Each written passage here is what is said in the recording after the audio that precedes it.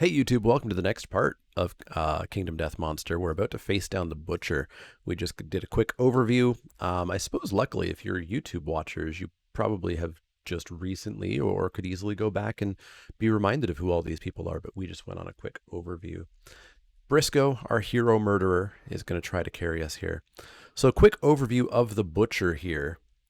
He's got dreaded trophies, so whenever somebody dies, you put the miniature on this card, and he's going to power up for every person that he kills. Fast target, we reshuffle his hit location deck every time. So every turn. Yeah, at the beginning of his turn, we reshuffle the deck, so we're never quite sure where we're going to be hitting, and any good or bad locations are always going to be going back in. And he's a berserker, so he draws 2 AI cards every turn, so he gets 2 attacks every turn. Instinct is menace. The Butcher, I don't know if I've ever had the Butcher do his instinct. Instinct is when he has no targets. Turn the Butcher to face the closest survivor and they take a brain damage. The other very important thing is that we all have infectious lunacy. When we suffer brain damage, we get lunacy tokens on this card. When we have 3 or more, we take them all off and we suffer the brain frenzy trauma. The brain frenzy trauma we looked at last week is a mixture of good and bad things. You gain 1d5 insanity, which is basically good. +1 speed is generally good. +1 strength is fantastic. We ignore slow on melee weapons. We don't have any slow weapons, so that doesn't matter. We can't spend survival, though, which means that we're done dodging. Do we have dash or surge? We don't. Oh, these people are dead. But we can't dodge or encourage. We can't use fighting arts, but these are all pretty fresh survivors. We've got 1 fighting arts thing here. We can't use weapon specialization or mastery. Everybody's fresh and new because everybody else died. There's no weapon mastery going on here. And we can get frenzy multiple times, and it lasts until the end of the showdown. So, yeah, keep me reminded to be putting those lunacy tokens on just in case I forget, but I will attempt to forget. Yeah, here the developer teaches you how important the survival actions are by taking them away from you. Of course, we also don't really have them. We have dodge, which we have from the beginning, and we have encourage, which is useful, but nowhere near the dash and surge that I would really like to have. We definitely don't have the good ones. So I guess we start. Let's shuffle up their decks. Now, because the Butcher has attacked us, we get to go first. And I remember last week having a discussion where I was like, what do we do? We try to go forward, but we can't quite get there. And somebody, I think, said, why don't we wait? And that's a mildly clever decision. We have departed. I've got the evasion tokens and everything else down. We departed and set up and got this all ready. Thanks Xbox Live for sending me a message, I guess. I don't know if that showed up on screen for you guys. Or don't we get those bonus survivals? We already got them. So like Tamio doesn't have any bonus survival. He doesn't have any bonus survival, and they're already maxed out because our survival limit's 4.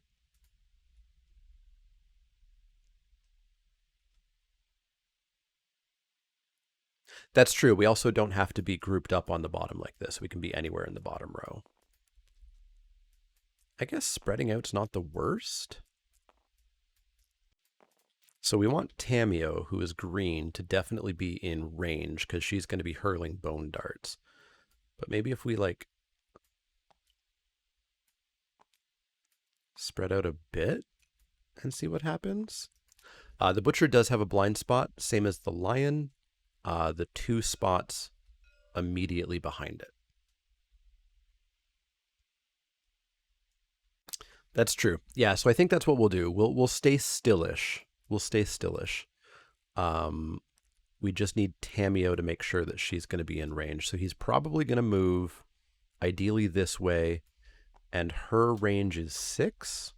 So we're looking at like 1, 2, 3, 4, 5, 6. So we're looking at kind of here. So I guess the only downside would be if he goes after Briscoe. I guess we want Briscoe to definitely be kind of in the action. All right, so let's go with that. So our turn, we'll have Isaac move a little bit up, still out of range of the first move.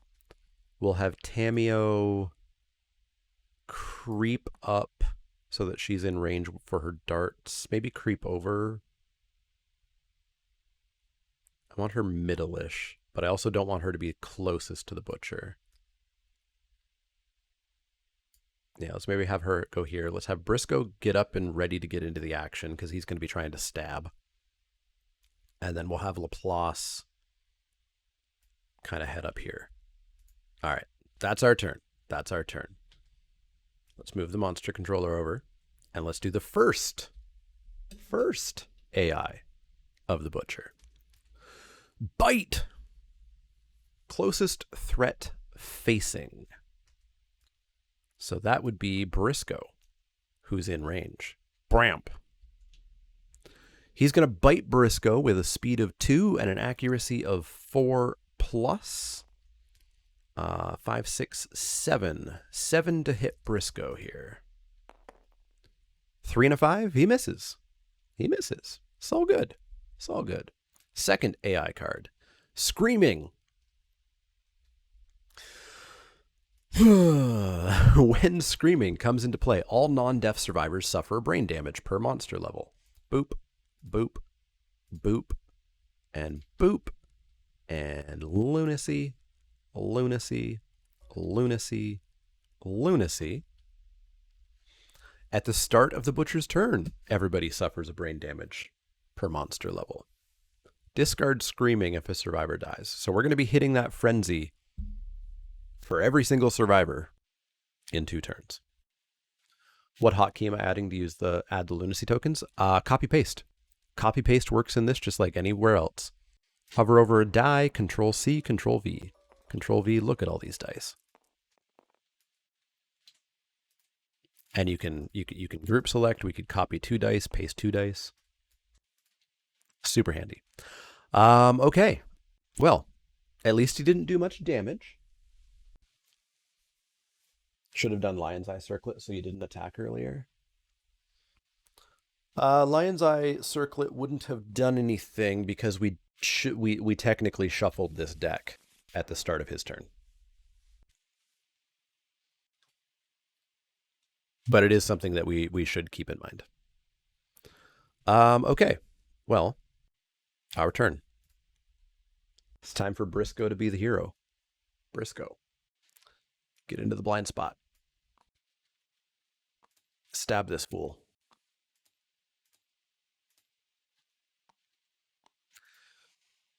Okay, Scrap Sword is a speed of 2. Gonna hit on a 5, so a 4 thanks to the accuracy boost.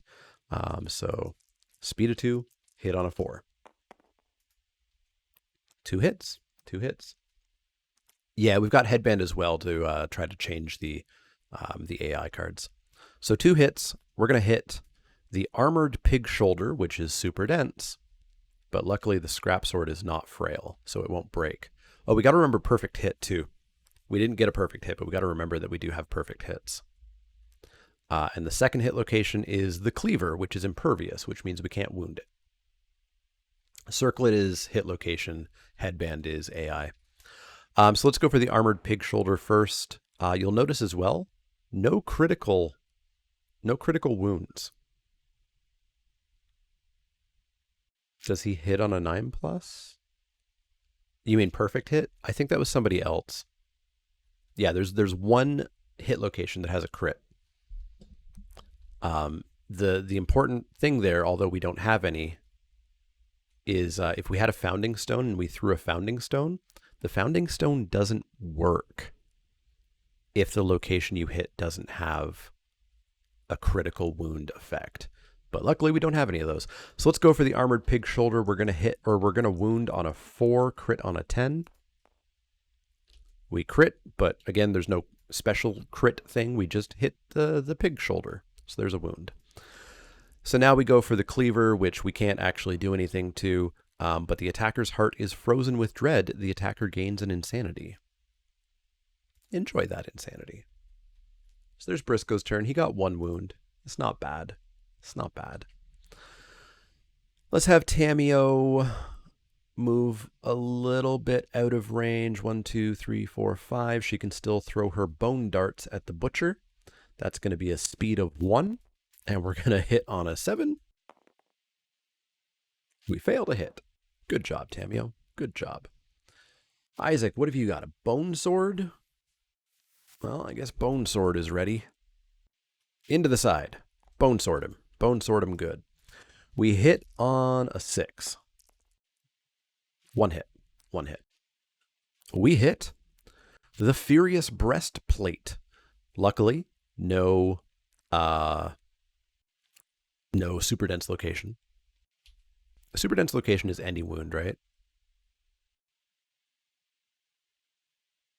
If you attempt to wound, it destroys your weapon at the end of the attack.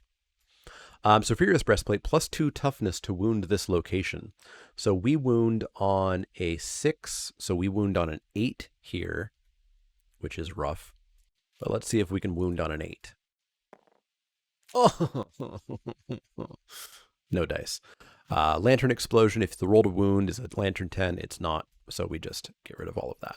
So no wound, no wound. Good try, Isaac, good try. Finally, Laplace is going to bite him, I guess. Hit on an 8. No hits. Yeah, we have infinite darts. There's no real ammo to it. All right, so let's move this over. And it's time for Butcher's second turn. So shuffle the hit location deck. Everybody takes a brain damage. Boop, boop, boop, and boop. Let's add lunacy tokens. The upside is if we die, we get to start a new campaign. Yeah, all range stuff has no ammo. There are extra ammo that you can make. So like the cat gut bow has a cat claw arrow that you could use. And the trick with the cat claw arrow is it sort of operates like a different weapon, but you have to have the bow to use it, and you only get to use it once during a fight. Hit or miss, you only get to use it once. But unfortunately, in this campaign, we have not gotten a bow yet, which is probably what will kill us. So everybody took their brain damage. Time for the Butcher's first AI card. Wild Carve. Closest threat facing. Nobody is in facing range. Facing is the stuff in front. Oh, sorry. Tamiyo's facing. It's Tamiyo's time to die. Tamiyo's time to die. So what's the 1, 2, 3, 4, 1, 2, 3, 4. Yeah, so we get to choose where it goes because it's all equal. So the Butcher's shown up. He says hi. Speed of 2, accuracy of 4. She ain't got nothing. Oh, she's got 2 evasion. She's got her strength evasion, survival of the fittest evasion. And then she must have just gotten a bonus evasion at some point. All right. Well, so we're going to hit on a 4, 5, 6. That is 2 hits to her, dealing 1 damage each to arms and legs. After damage, gain a bleeding token. All survivors adjacent to the monster suffer 1 damage to a random location and bleeding token. There's nobody adjacent other than her, which she will get. Well, I guess we'll dodge one of those hits because we may as well use dodge while we can. We'll dodge the legs. We get hit in the arms. We get a bleeding token due to the bleed effect after damage. Bleeding is a very bad thing with the Butcher too. And then everybody adjacent suffers a random hit location damage and a bleed. So waste damage and another bleed. That was the first attack. Second attack, kick. Closest threat facing, that would be Tamiyo. Speed of 2, accuracy of 6. A hit and a hit, dealing 1 damage each to body and legs. Body, legs. After damage, target suffers knockback 5 and gains the priority target token. So 5. She's the priority target. He really did not like that bone dart being thrown at her, eh? And then the butcher pursues the target. Perform basic action. Basic action is go and get her. Speed of 2, accuracy of 6. She's been targeted, so we get to get rid of this token. She's toast. Accuracy of 4 plus 2 would be 6. Butcher misses. Tamio gets a brief reprieve. She gonna die. Man, it's hot in here, but if I turn the fan on, it gets cold. All right, Tamio got her brief reprieve. Isaac can get in. Nobody else can even get remotely close. So I guess she'll try to kite the butcher away a little bit, like 1, 2, 3, 4, 5. Yes, kite the butcher 1 space away. Well, at least Isaac can get in behind now. Luckily, she can throw her bone darts. So bone darts, speed of 1. She's going to hit on a 7. Good job. Isaac, let's get on in behind. Hit with the bone sword. Speed of 2. Going to hit on a 5 or higher. Kite is an old... I mean, I highly doubt it started with World of Warcraft, but getting aggro from an enemy and instead of attacking them, kind of making them move away to where you want them to go. EverQuest? I'd even be somewhat surprised if it started with EverQuest. All right, so Isaac, good job. Total misses. Briscoe, our hero, get on in. Laplace, get on in. Good turn. Good hustle, everybody. Start of the turn, shuffle this deck, and then everybody gets a brain damage. So brain damage. She's going to have to roll, and he gets that. Lunacy tokens. So we'll come back to Frenzy in a moment. Does this game get easier? No, God, no. It should be easier than it is right now. We losing to that lion hurt us really, really bad. All right, so first off, we'll do Tamio's brain damage roll. 10. Frenzy. So Tamio gets Frenzy before she gets Frenzy. She gains 1d5 insanity. So that's 1 insanity. Boop. And then she gets 1 speed token and 1 strength token. So speed means we're going to roll more dice. And strength means we get to wound more easily. Ignore slow, doesn't matter. Can't spend survival. That sucks. Can't use fighting arts, doesn't matter. Weapon specialization doesn't matter. Can be gained multiple times. That matters. Because everybody has 3 lunacy tokens, 4 lunacy tokens. Oh, I know what I did. I accidentally copied 2 lunacy tokens and pasted 2 lunacy tokens down. Put evasion token in permanent tokens. No, it's a temporary token. It goes away at the end of the showdown. So now everybody gets Frenzy again. So we'll go to the red person, Isaac. Isaac's going to get themselves 1 insanity, and they're going to get strength and evasion. Tamio is going to get, or strength and speed. Tamio is going to get even more strength and speed. And she's going to get 3 insanity. Who's this? Laplace. Laplace gets 3 insanity and the tokens. And Briscoe, our hero, gets 2 insanity and the tokens. No, our evasion is permanent. The token is equipment reminders. Hmm?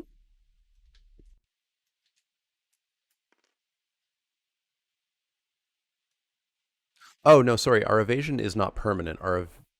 Why does she have this evasion token?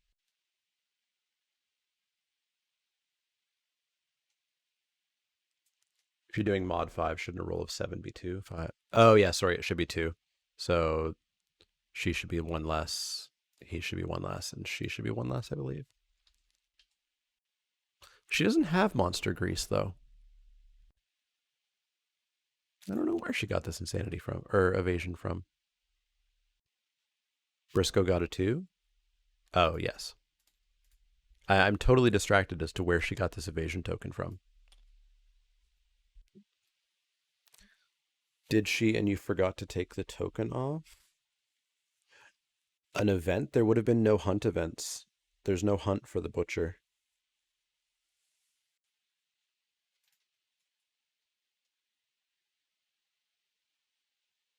Huh. But she didn't lose it. This was here. This was here when we started this game when I loaded it up. Yeah, somebody will have to go to the VOD from last week and figure out why we put an evasion token down there. I'm going to keep it down there because it's not going to help us, but I'll keep it down there. Did I make it but forget to give it to her? No, because we lost our 2 monster grease last time around. And these are temporary tokens, which means every single time I hit heal and reset, everything would go away. Yeah, I don't know why this evasion token's here. Somebody go to the VOD and figure it out, because I'm about to lose where we are in this game. We just did Frenzy, we just did Screaming, so we need to do the first AI card. Hack, closest threat facing. There is no closest threat facing. Closest threat would be Isaac. Speed of 2, accuracy of 4, 5, 6, 7. Hits on a 7. 2 misses, perfect. Second AI card. Was Isaac in blind spot? He was, but that doesn't matter. Closest threat, not closest threat in field of view. Just closest threat. Second is closest threat facing. That'll be Isaac again. So hack is... Oh, it's the same card. Let's do it again. Speed of 2, accuracy of 7. Miss. This is the beauty of the Butcher. The Butcher is terrifying. The Butcher does a bajillion attacks. The Butcher's accuracy is not great. It's pretty good, but it's not great. It's not great. I also don't know if we shuffled the hit location deck. Let's just do it again for the sake of whatchamadoodle. So let's move Tamio a little bit out of the way so that Isaac can get on in behind. And let's have her throw the bone darts. So because she got all those speed boosts, she now has 3 dice for her bone darts. Still hits on a 7, but now she's got 3 dice. So she gets 2 hits. The danger here, of course, is the more hits that we get, the more likely we are to hit a trap card. We hit the cleaver twice. So she gets an insanity for each, and we don't have to roll these because we can't wound an impervious location. Good job, Tamio. Good job.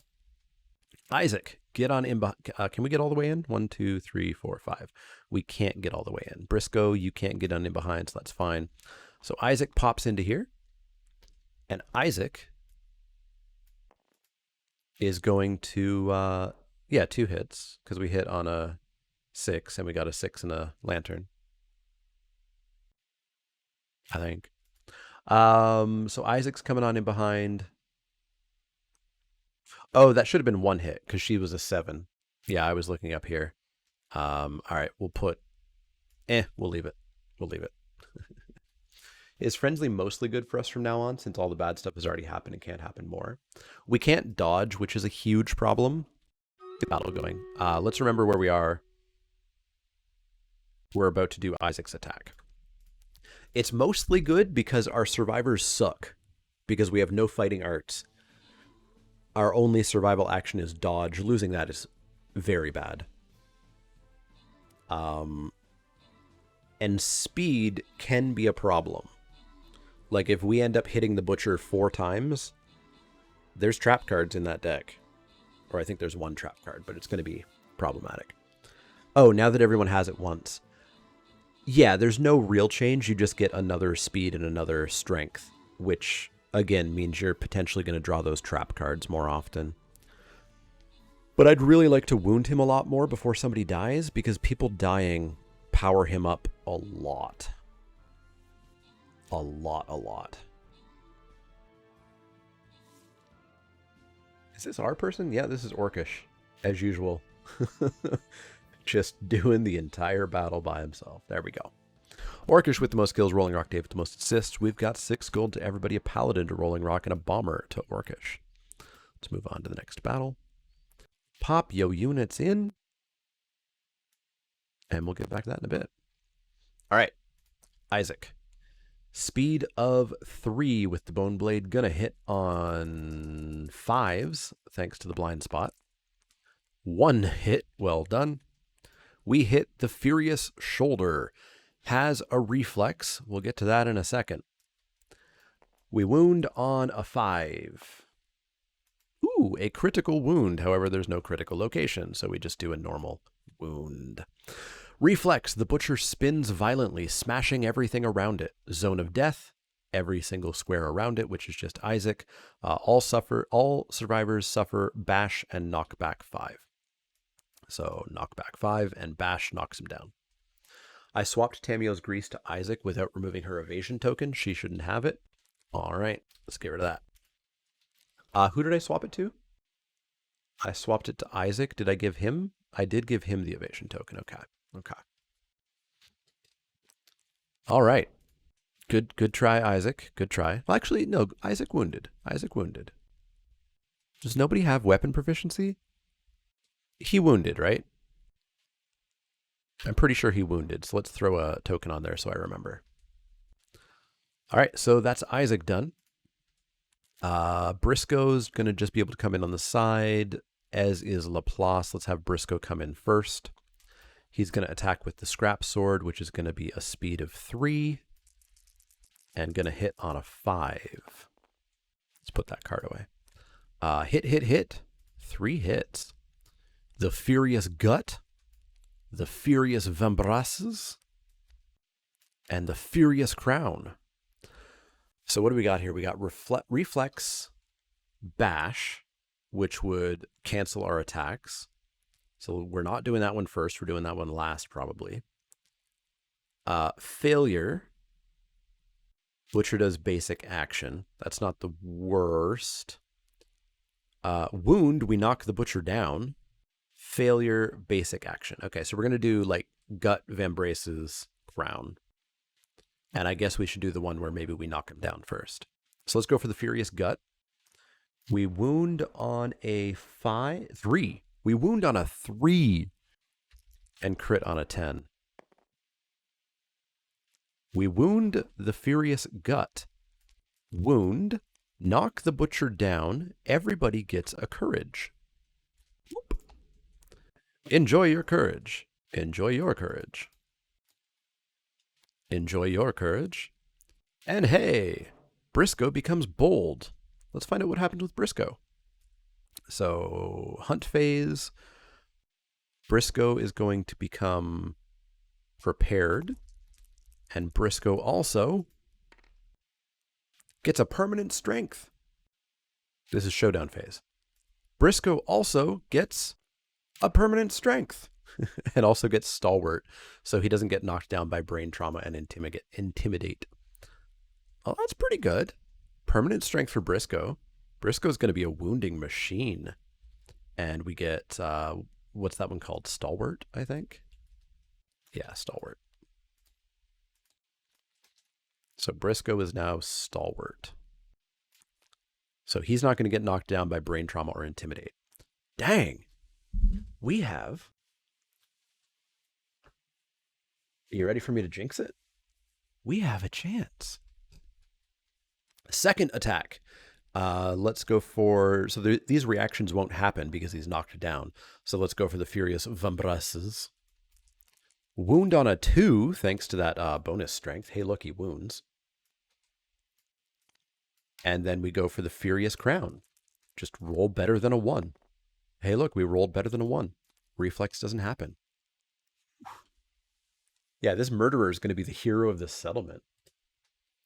All right, well done, Briscoe. So now Laplace gets to come on in. And even though he's biting, which would hit on an 8, because he's knocked down, he hits on a 3. So Fist and Tooth is a speed of 3. We're going to hit on 3s. Let's hope we don't hit the trap card. Triple 7s. Furious Gauntlet. Thick Cape. Furious Scrag. None of these are trap cards. Unfortunately, Laplace's strength is not amazing. So we cancel all reactions. Death Blow. If the Butcher is killed at this location, it's beheaded. Here's the 1 critical wound. So I guess we're not killing the Butcher at this location, but there's a chance that we crit it, which shocks it and gives us a fighting art that we can't currently use. Let's go with the Scrag first. Wound on a 7, crit on a 9. We crit and wound it. The Butcher is shocked. And we can gain the Mighty Strike fighting art. Is that the Fist and... No, it's not the Fist and Tooth one. On a perfect hit, gain +2 strength until the end of the attack. Okay. But we can't use this because we're frenzied. Remember that. Remember that. Let's go for the cape, I guess. Don't ask me how we can wound the cape. Don't ask me why the cape isn't impervious, but it's not. Wound on a 7, crit on a 9. Crit again. Oh, I put that on Briscoe. Sorry, I just assumed that Briscoe gets everything. I just assume Briscoe gets everything. And let's go for triple crit here on the Furious Gauntlet. Wound on a 7, crit on a 9. We wound. Butcher's got 3 wounds left. Damn. Is this doing it? Next turn. Let's move the monster controller over. Butcher's going to stand up. We're all going to get a brain damage. Boop. Boop. Boop. Boop. Lunacy. Lunacy. Lunacy. Lunacy. Yeah, is this what success feels like? Like if I was good at draft, this is what Kaldheim could feel like? All right. That means Infinite Kick is out of the deck too. We're not going to get Infinite Kicked. So, don't we have 3 Lunacy? No, you remove Lunacy once you do the Frenzy. So it's going to continuously go up to 3, we suffer Frenzy, get rid of it all. Goes up to 3, suffer Frenzy, over and over and over. Although honestly at this point, I don't know that we're suffering Frenzy. I think we're enjoying Frenzy. All right, Butcher, first attack is Wild Carve. Closest threat facing is Laplace. Speed of 2, accuracy of 4, 5. Yike. Speed of 2, accuracy of 5. Miss and a hit, so 1 hit dealing 1 damage to the legs. After damage, bleeding token. And then all survivors adjacent suffer a damage and a bleeding. We want to get rid of that one. So damage to the arms, another bleeding token, Briscoe, bleeding token, damage to the body. Okay. We want to get rid of that. We really want to get rid of that. Oh yeah, I was like, where's Isaac? There's Isaac over there. Second attack, bite. Closest threat facing, that would be a Laplace again. Speed of 2, accuracy of 5, just like before. 2 hits, dealing no damage. Oh, there's no damage there.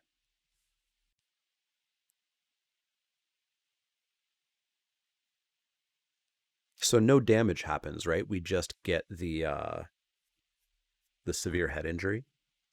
Does after hit trigger twice here?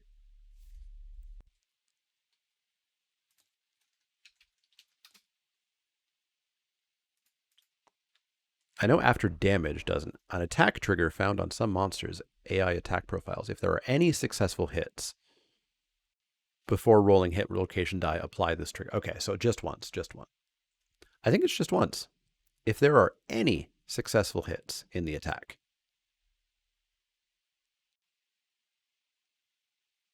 apply this trigger's attack effects. So that's not that bad. Maybe his head just explodes once. Whose head's exploding here? Laplace's? Oh, also, we were supposed to shuffle this deck. All right, Laplace. Don't have a head explode. 6. I don't know what 6 is, but 6 is not a head explosion. He's deaf. You won't hear it coming. Suffer -1 permanent evasion. It's permanent. It can only be recorded once. Get a bleeding. All right, well, now he can't hear the lion's horrible roaring. That's great. Oh, it's not a disorder. It's a severe injury. Right? Being deaf is great. Laplace, you are deaf. -1 evasion. Good old evasion of 0. He won't gain lunacy anymore? No. Lunacy is whenever you get brain damage. There's ways of getting brain damage that aren't for death stuff. So no brain damage from screaming. Yes, no brain damage from screaming. But there are other ways that they might get brain damage. This isn't the only way to get brain damage, but this is the way that we have been reliably getting brain damage. So those were both butcher attacks. So it's time for us to try to maybe kill him? Question mark. I guess we start with Briscoe. Briscoe, go on, get in behind. Briscoe 3 gonna hit on a 4. I don't necessarily want to do Tamio first, just because if we get a reaction where the butcher does stuff to the people around him, we're like not even getting in attacks. I want to get in these big attacks ASAP. Speed of 3 hits on a 4. 2 hits. We hit the Furious Scrag and the Furious Greaves. Oh no, he's going to full move towards the attacker. That's awful. Let's go with Greaves first. Yeah, we're pretty close to getting the death blow bonus, eh? 9, no crit, but a wound. So we wound the Furious Greaves, and he full moves to the attacker. Furious Scrag, wound on a 2, crit on a 10. We wound the Furious Scrag. Let's hope that was the one that I didn't like. Good job, Briscoe. Laplace could now hit from behind, should he want to. May as well go for it, because he's got kind of the worst chance to hit here. Normally hits on an 8, but will hit on a 7, thanks to the blind spot accuracy. Oh, 2 hits. 2 hits. Overpower trap card. The butcher explodes in a burst of ferocity. Reshuffle the hit location deck. The attacker is doomed. All survivors in the zone of malice gain a bleeding token and suffer knockback 5. Bleeding. Bleeding. Laplace here can take 1 more bleeding token. Everybody knock back 5. So blamp and blamp. And then basic action targeting the attacker. Basic action targeting the attacker. That's true. We can get the death blow bonus back again. So basic action, targeting the attacker. Basic action is go and get him. Oh, it's so far away. We're not killing him this time, unless Tamio goes nuts with her bone darts. So he full moves, speed of 2, accuracy of 4. Oof, adoof. Yeah, if he takes the fifth one, he's dead. 2 hits and bleeds after damage. So that's the end of him. So waist and arms gets knocked down. 2 bleeding tokens. Goodbye to Laplace. Pack him up. Delete that box. Get rid of those. Get rid of those lunacy tokens. You tried. You tried, Laplace. I guess Isaac hasn't moved yet either. So let's have Isaac run on up. And then Tamio here? 1, 2, 3, 4, 5, 6. No. Here. 1, 2, 3, 4, 5, 6. Oh yeah, Scream's gone, which means it goes back in the deck. Which is, oh, yes. Sorry. Dreaded trophies. So currently, all attack profiles do a bleed after damage, or I guess an extra bleed after damage. So we need to kill this butcher like now or immediately next turn. So Tamio, speed of 3, gonna hit on a 7.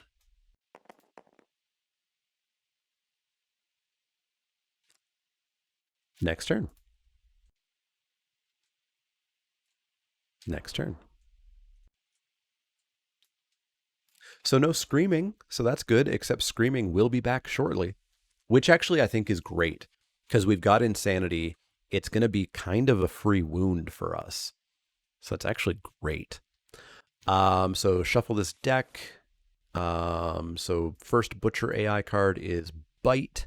Closest threat facing, there are none.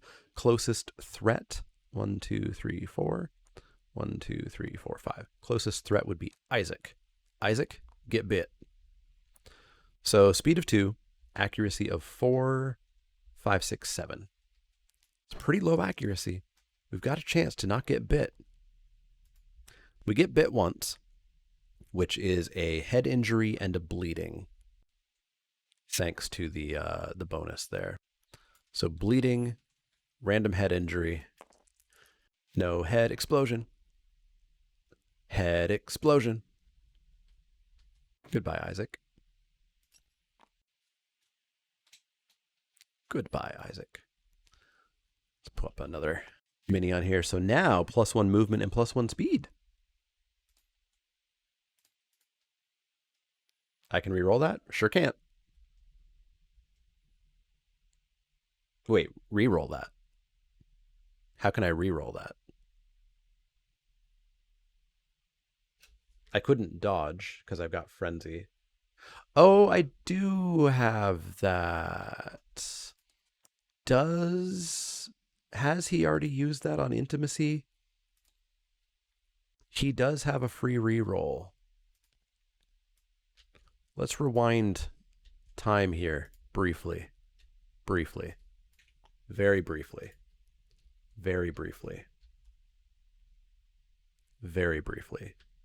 Use his lifetime reroll to reroll that 1 hit. So we're looking for a 7 or higher here. Or sorry, no. We're rerolling the head.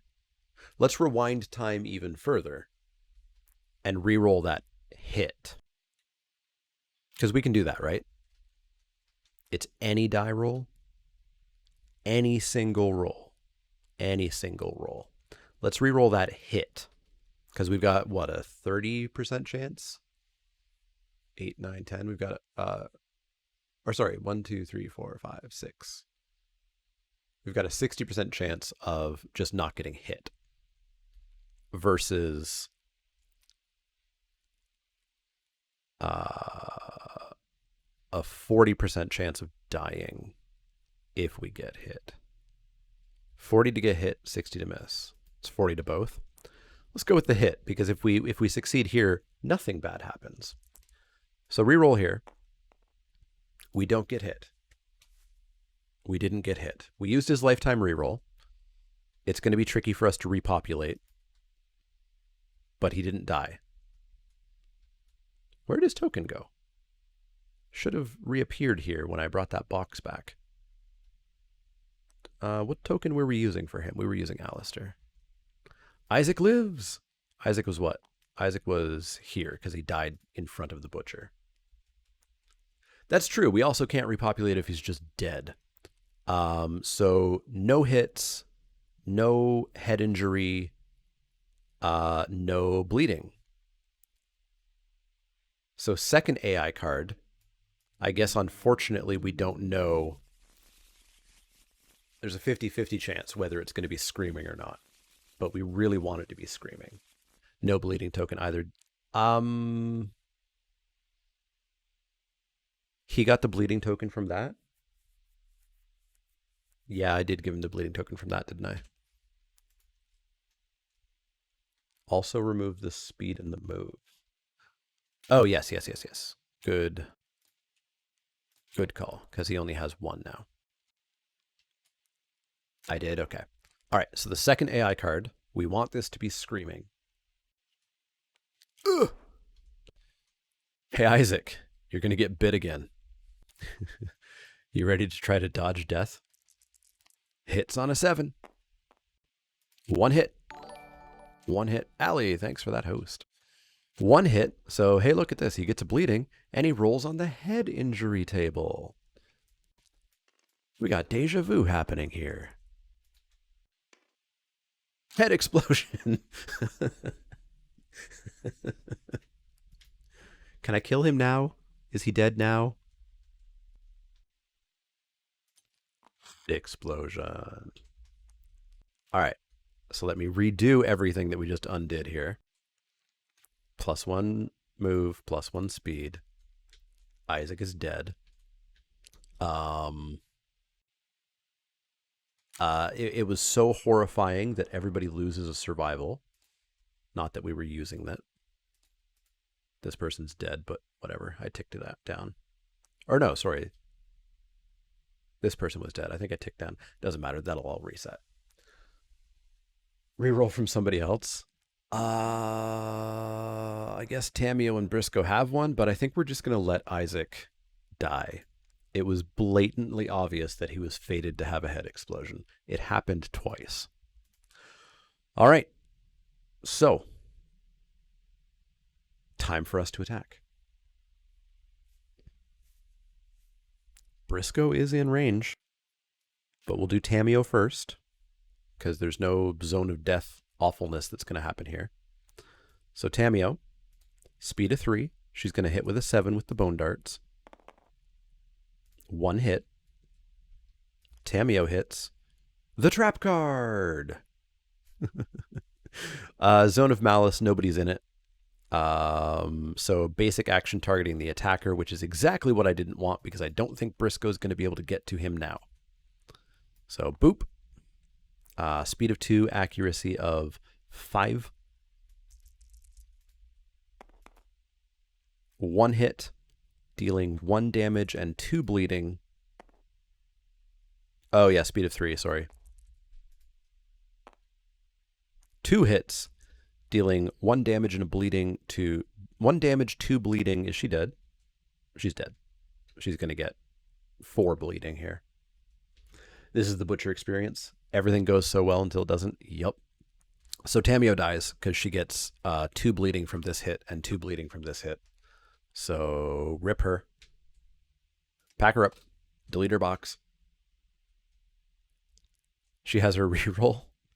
She does have her reroll.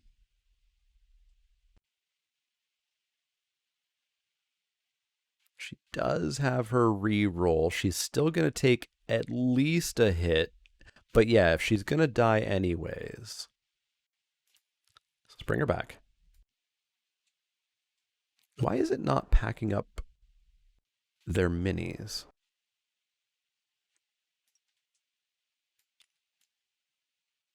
She was what, here or here? She was here. So we could use her reroll to reroll one of these hits.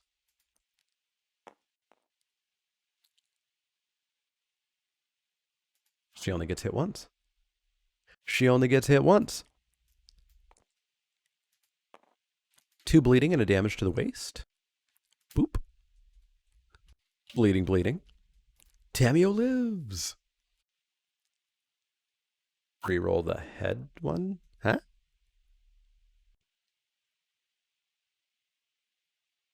The head what? We were rerolling hit checks there rather than damage checks. And we only had to do one hit because we only had 1/6. We rerolled this die here. All right. So that was her getting hit in response to her action. So she hasn't moved yet. So she could still move. We have to reshuffle this back in. Yeah, she can move now. Stone column. Impassable? Impassable.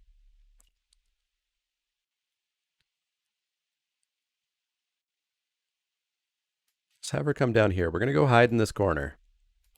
Isaac?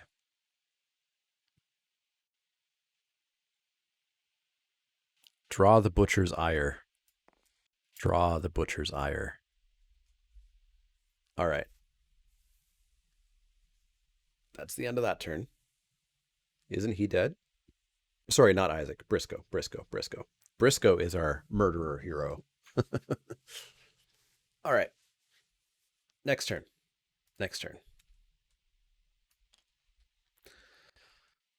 Shovel. +1 speed. +1 speed. So first AI card is Screaming. Everybody takes a brain damage. So brain damage, lunacy. Shuffle the deck of 1 card. Is anyone alive? 2 people are left alive. We were doing great and then weren't. So Bite is going to be the closest target facing. That is nobody. Closest threat. Why, that would be 1, 2, 3. 1, 2. That would be Briscoe. Comes on down to Briscoe. Gonna speed of 2, speed of 3. Hit on a 4, 5, 6, 7. Miss. Okay. Briscoe, our hero. Get in behind. Stab this dude. Speed of 3. Gonna hit on a 4. Hit.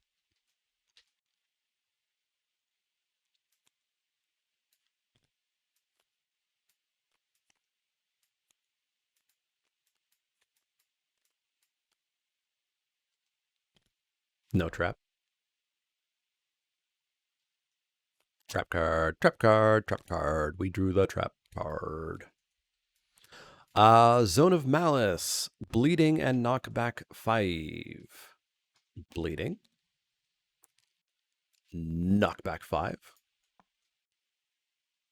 And basic action. So basic action, coming after you. Speed of 3. Accuracy of 7. Miss. Hit. Which would kill Briscoe thanks to the 2 bleeding. So Briscoe has to reroll that hit. Oh! It stayed on the 4 for so long. Briscoe dies. Briscoe gets 2 bleeding here. Our hero was a 0. So it's up to Tamio. Butcher now has +2 damage.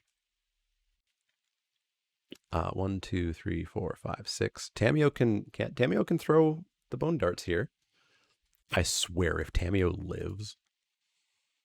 Speed of 3. Hits on a 7.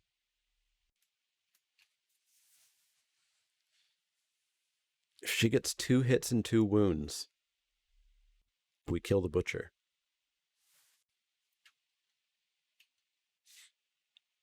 And she can run afterwards, yeah. 3 wounds? No, because the screaming... Oh, screaming is back in the deck now. Good call, good call, good call, good call. 2 hits. 2 hits. Cleaver, so she gets an insanity. And the Furious Gut. Let's go for the Cleaver. Hey, look at that. We wounded or didn't wound. It doesn't really matter. Furious Gut. She wounds on a... Oh, wow. She wounds on a 2. These bone darts have high strength. Wounds on a 2, so just don't roll a 1.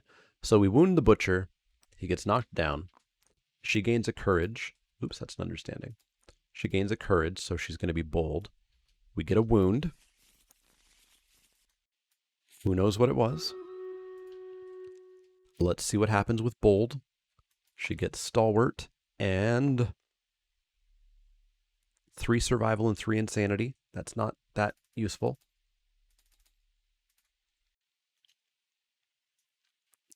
And now we can run away. Our maximum runaway. To the corner. To the corner. To the corner. Battle. Oh, I would like to place a spell. Thanks for asking. Boop. So the butcher's going to stand up. And we're going to find out what that final card is. If it's screaming, then he's going to do his basic action. And he might be out of range. He might be out of range. If it's bite, he might be out of range, and then he'll get a bite. She has horrendous evasion. So I guess let's hope it's screaming. Parrish Chilton with the most kills. Blauhorn with the most assists. Open that chest. 6 gold to everybody. 1 healer to Wee Wizard and 50 gold to Zomboy Manager.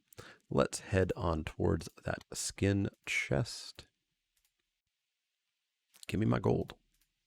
Towards the skin chest we go. Hop your units in every 5 minutes. And let's find out what happens to this butcher. Butcher stands up.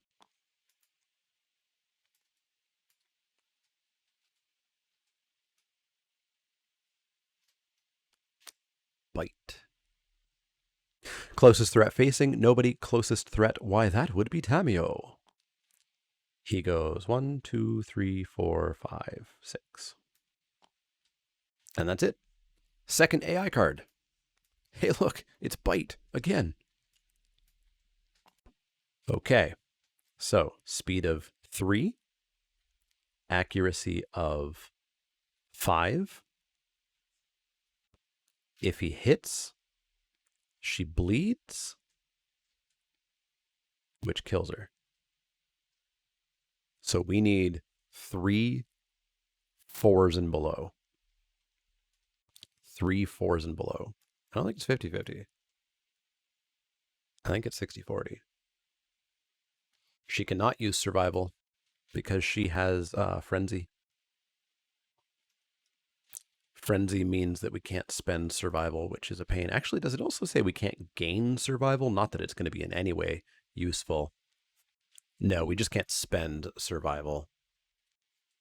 All right. First hit. Hits. How badly did she die? 2 hits. 2 hits. Yeah, it's true. It's 50-50. She either dies or doesn't. She dies.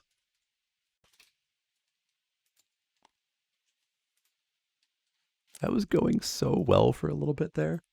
So well. Who died here? Isaac died. Briscoe died. Laplace died. And Tamio died. We have 6 survivors left alive. That is probably the settlement gone, but we may as well play it through, right? We can do another lion hunt, see what happens, and then we will probably pack it in and start a new campaign and not die to the first lion, because that seems to be the big problem here. Okay. Defeat.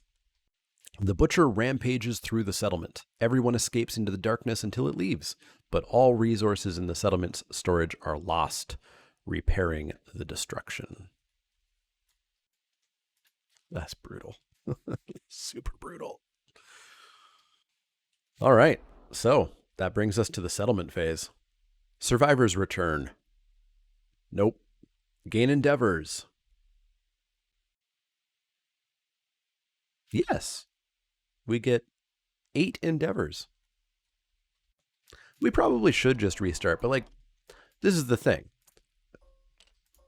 Story-wise, no. Of course we shouldn't restart. That's brutal for the narrative. Brutal for the narrative. Absolutely brutal. But we know what we're spending those endeavors on, trying to make babies. From a gameplay perspective, yeah, sure. But I want to see this through to the end. We're doing a story here, right? So, we gained endeavors. We updated the death count. Is everybody dead who should be dead? Who's not dead? Unnamed female survivor, not dead. Rowan, not dead. I'm now getting spam Xbox friend requests. Rowan's not dead. Will's not dead. They're going to have to make babies. Unnamed female survivor is not dead. So we have female, male, female, female, and 2 unnamed males. Okay.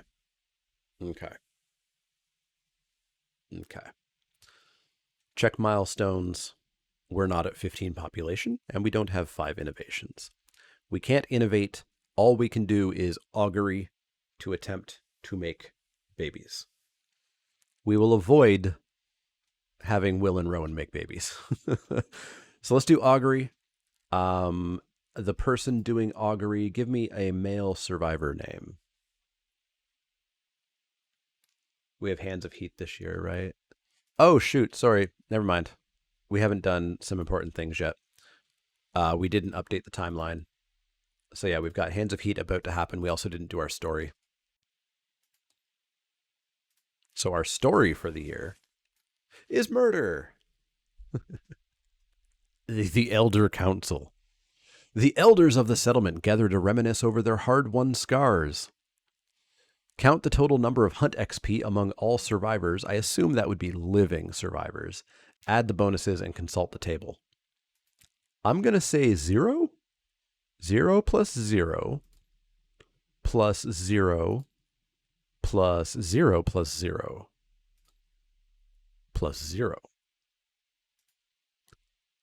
All returning survivors gain +1 understanding. Well, good for them. Good for those returning survivors. All right. Our storyline event for the year is Hands of Heat. Hands of Heat, the mystery of the lantern's glow. If the settlement has already innovated lantern oven, it has not. One lucky day, a clumsy accident knocks a lantern free from the towering lantern horde. A sudden flash of heat bathes the survivors as the lantern crashes to the ground. Now shattered, the lantern light dies, but the seed of an idea begins to grow. Nominate a survivor, they gain +1 courage, and experiment with lanterns. So, what did we have for unnamed male survivor? Dale. Dale is going to get a courage. Courage or understanding? Courage. And Dale is going to experiment with the lanterns. Roll a d10. All right, Dale. Show me this exploration. 2. We get a 2. An agitated lantern shatters in the survivor's face, badly burned and disfigured. The survivor is exiled from the settlement as an inhuman monster. However, the other survivors learn something from the tragedy. Your settlement gains the lantern oven innovation, -1 population. Add Bone Witch to the timeline 3 lantern years from now. We're not getting there. So boop, boop, boop. So in 3 years, we will have Murder and Bone Witch. Murder and Bone Witch. Let's kill Dale. We're down to 5 survivors. Right. Now, how many people can we kill trying to make babies? So, give me. I'll grab another male name. Um, Dante. Yeah, let's do Dante. Is this our final male? We have Dante, Will, Rowan, unnamed female, and unnamed female. So we've got 3 females, 2 males. Okay. Can't I do the second event on that card? What was the second event?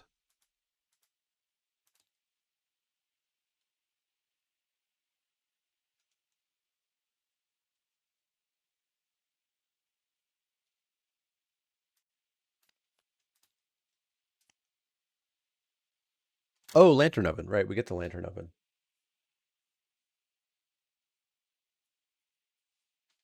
On Hands of Heat? Oh, you mean this one, Lantern Branding? That's only if we do a 7 or plus. So we roll on the Lantern Branding table if we roll a 7 or higher. So that's like a special. We didn't roll super bad. But we do get the Lantern Oven. Lantern Oven. We have heat. We have heat. By agitating lanterns, source of heat, departing survivals get +1 survival, and we add the consequences to the deck. Lantern Oven, Lantern Oven. So we can get cooking and scrap melting. 1, 2, 3, 4. We don't have 5 yet. Okay, now we're going to make some babies, or attempt to. Dante, my friend, you are going to do augury. So augury is 1 to 3, we lose a resource. We don't have any, and we get an understanding. 4 to 7, we gain a survival. 8 plus intimacy. Dante gets an understanding. Also, Dante was named, so he gets a survival. How did you reset the camera rotation? Did I? I think I just did it. I think I just moved it myself. I think I didn't do it consciously, I can tell you that much. That was on Dante, was it not? Oh, I did it on Dale. Poop. Dante. Survival. Understanding.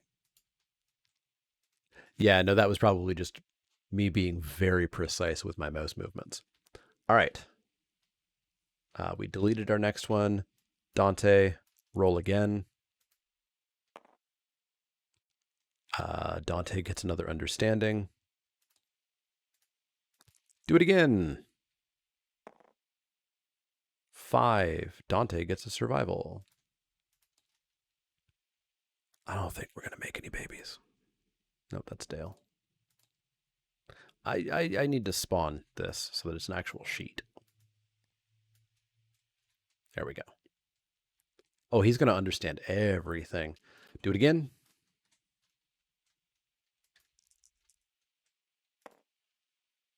Six gets a survival. Do it again. 5 gets a survival. Let's go to Will this time because, well, no, let's do Dante because if he gets an understanding, he gets to do insight. Hey, we get intimacy. All right. Give me an unnamed female survivor name.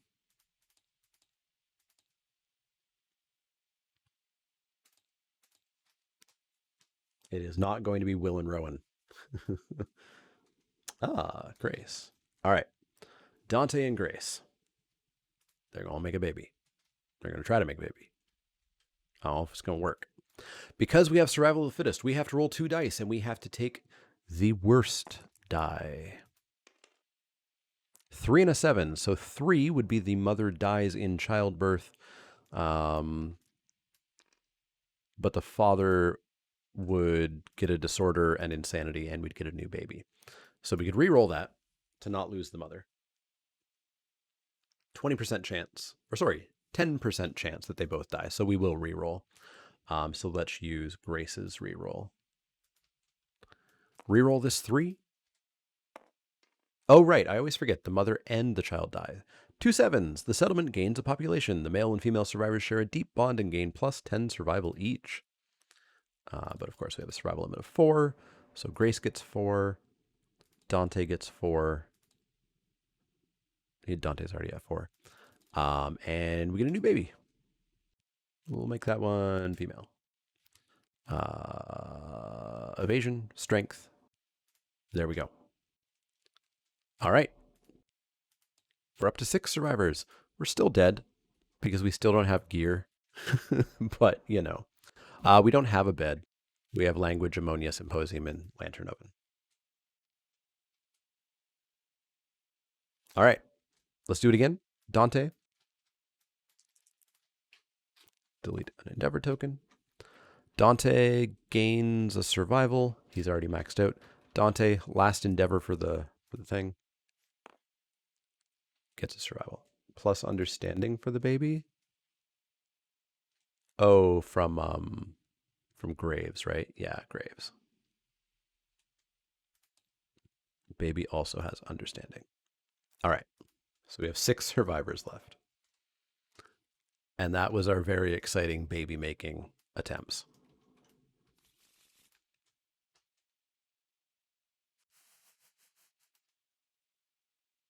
I'm excited to see where this goes. We need an amazing lion hunt this turn. So we're going to take a brief break. I'm going to go cycle fluids. We're going to come back. We're going to prep a brand new team of survivors. We're going to have...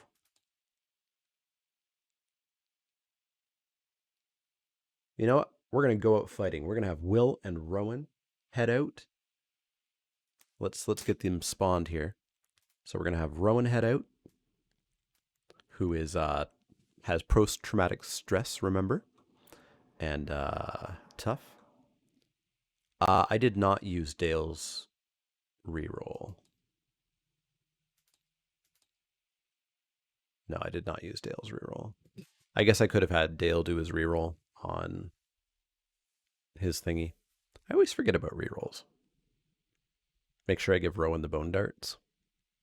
Is she specifically ranged?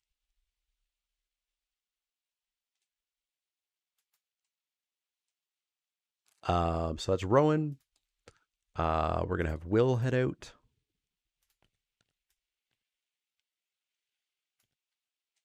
Will is traumatized, of course.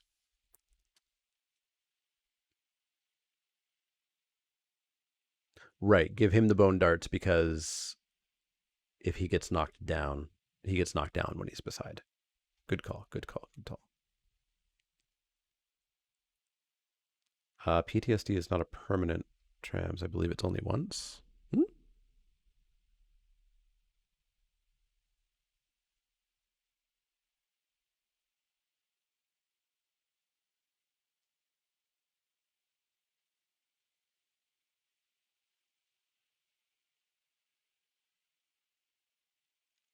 Yeah, they go out every other hunt.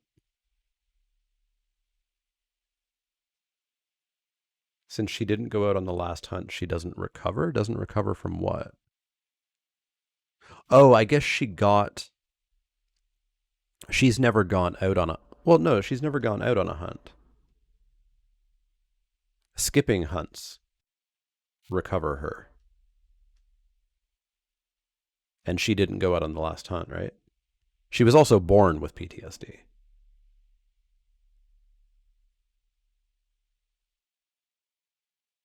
I don't quite follow why she can't go out here.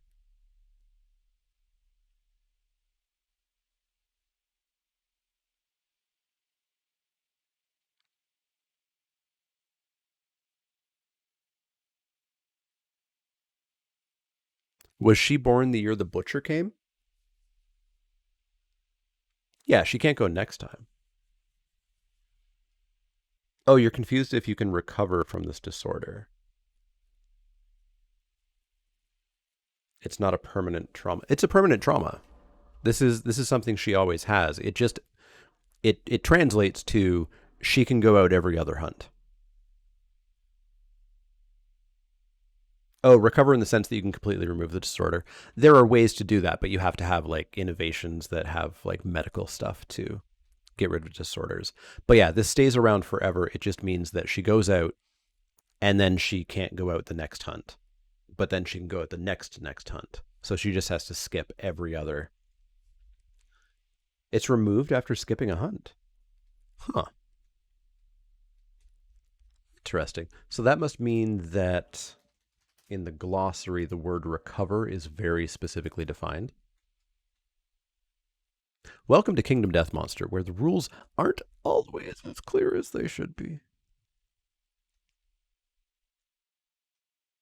Yeah, well, if the thingy says it, then so be it. She does not have it anymore. All right, so we're gonna have Dante go out. We're gonna have Will and Rowan go out, and who's left? There's 2 people left. Unnamed female born this year, and unnamed female from before. She's got 511. She's got 511 plus an understanding. So let's name this female and send her out. The flavor text supports that.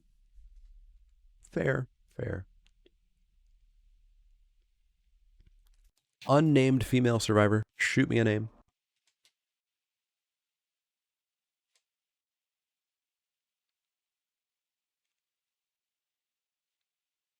We already have Grace. Huh?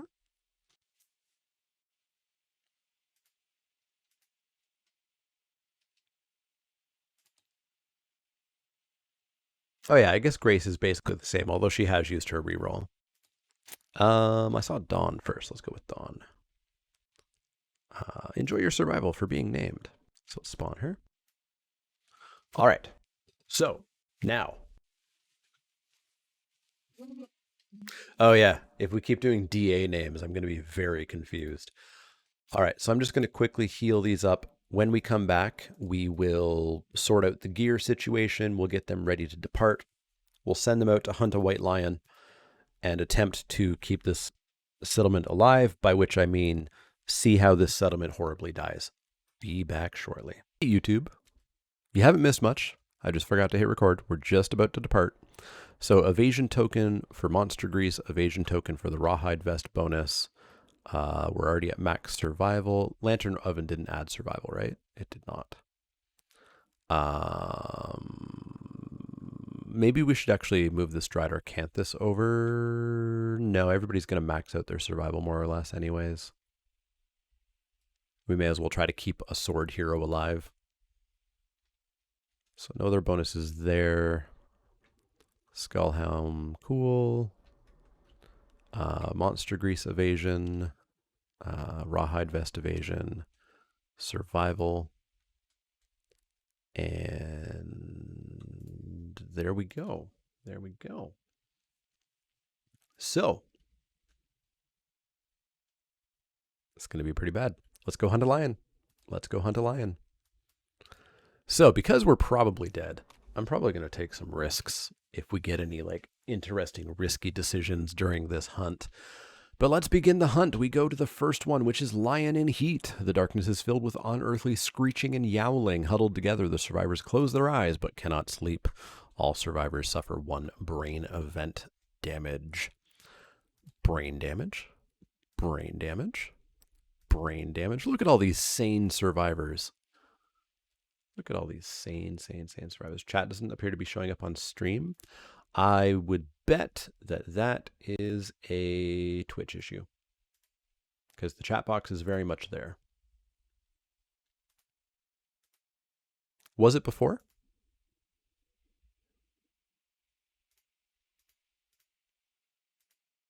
I don't know if it was before or not. Does the butcher come after this hunt then? No, the butcher's not going to show up again for a long time or ever. How does the level... Yeah, level 2 butcher is year 16. But the Kingsman shows up at year 9. It was before the break? Interesting. Oh, it came back. Strange. Now I see it. Huh.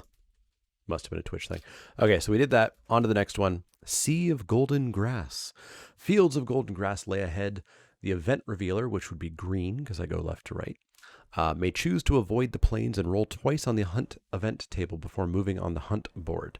Otherwise, each survivor gets a courage, and the event revealer rolls on the table. 1 to 3, we get ambushed. 4 to 7, we do a hunt event. 8 to 10, we can move the lion wherever we want. We could move it backwards so that we get additional hunt events. And we get courage, eh? So Will would become bold. Rowan would become bold. Okay. Let's do it. So we are going to go into the grass. So we all get a courage, and then the hunt revealer rolls on the table. So courage, so we'll do Will's bold, and we'll do Rowan's bold. So hunt phase, prepared. So Will gets a speed token for the next showdown. Rowan gets a strength. So Rowan +1 strength, Will +1 speed for this showdown, and you both get prepared. Prepared means that when we roll to determine who the straggler is on a hunt event, we get to add our hunt XP. So a little bit less likely to become the straggler. Will gets 1 and Rowan gets 1. So now, who's our green person? What's their name? Dawn. So Dawn, the event revealer, is going to roll a 1d10. 10! You pick up the trail. Choose to move the white lion 1 space forward or 1 space backward.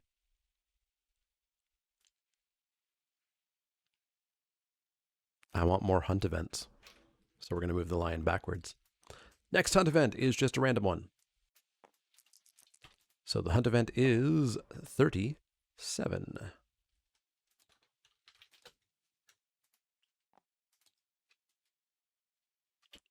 Lost. The survivors are hopelessly lost in the unbroken darkness. Move the survivors 2 spaces back on the hunt board. Boop, boop. Actually, I mean, this is good because I wanted more hunt events, right? I wanted more hunt events. So the survivors move forward. Empty spaces are also just these cards, random events. Theoretically, there's really no reason to have these cards, since whether there's no card or one of these cards, it's a random hunt event. 66. 66. Forbidden word. There's a great rush of air. A booming inhuman voice declares a single word in an unknown language. For 1, instant. The survivors understand. All non-deaf survivors get an understanding and an event brain damage. If they're insane, they also get a disorder. None of us are insane.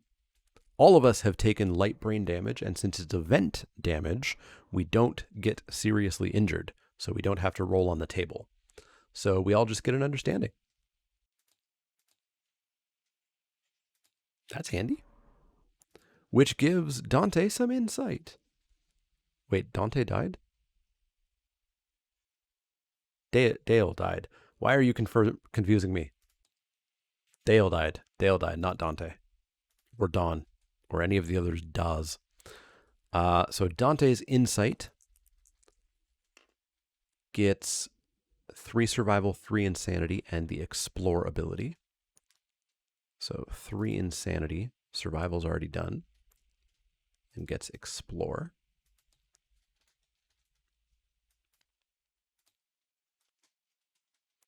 So explore is +2 on the investigate table. Also, who are we currently on? We're on... This would have been Dale's reveal. Okay. So next up is red. Random hunt event. 90.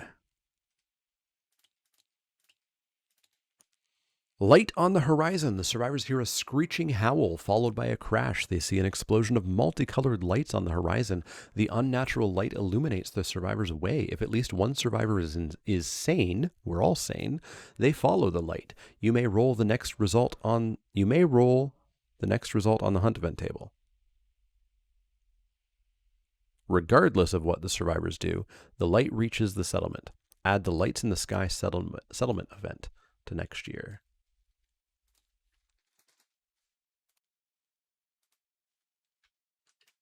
No, it doesn't say may reroll. It does say reroll. I just can't read. You may reroll the next event on the hunt event table. All right, back we go to the random event. So this is a 49 that we could reroll.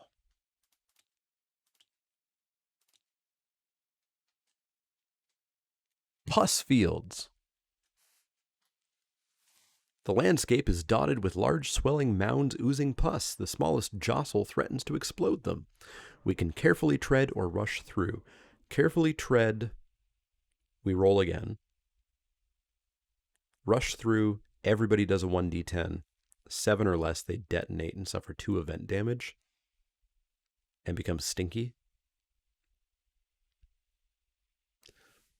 Let's carefully tread or re-roll. It's the same thing. We carefully tread through and we go to 21 instead.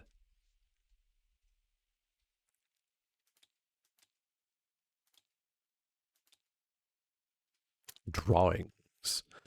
Cowering in a cave, the survivors find strange drawings decorating the walls. They appear to contain a message. Any survivor with 3+ understanding, that would be Dante,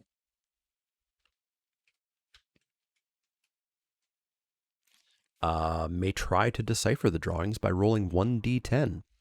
If the settlement has pictographs, we don't. We add 4. So any survivor with 3+ understanding, potentially brain event damage, which would be do nothing, potentially insanity cool, potentially survivor in a random fighting art. All right, Dante. Let's see if you understand these cave drawings. 2.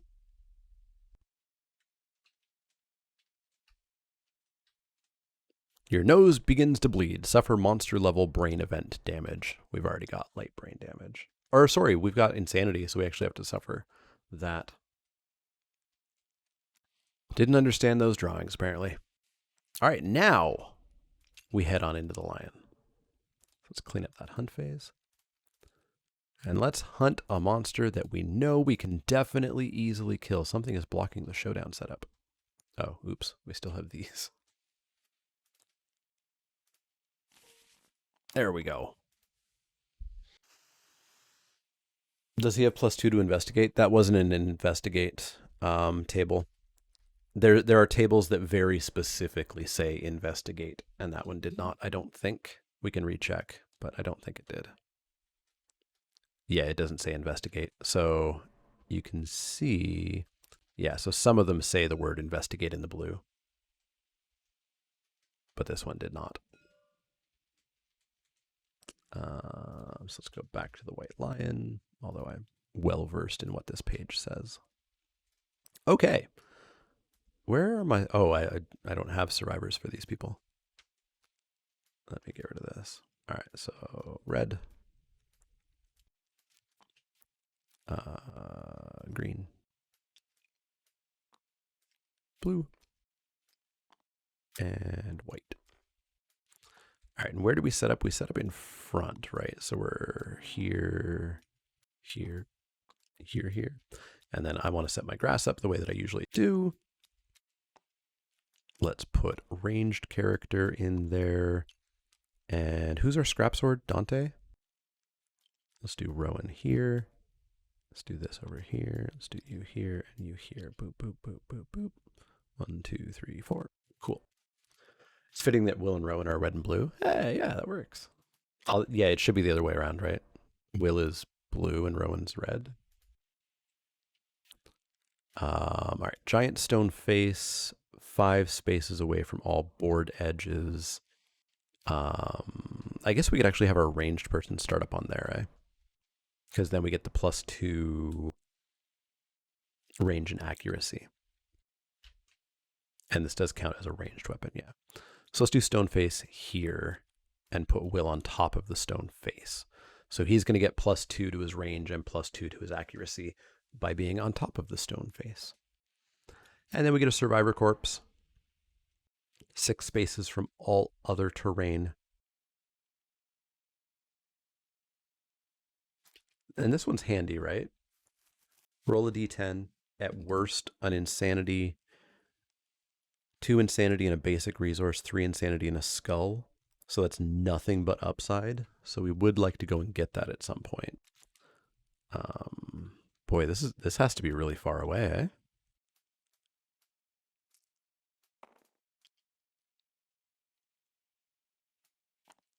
I guess like early on getting a skull cap is pretty handy.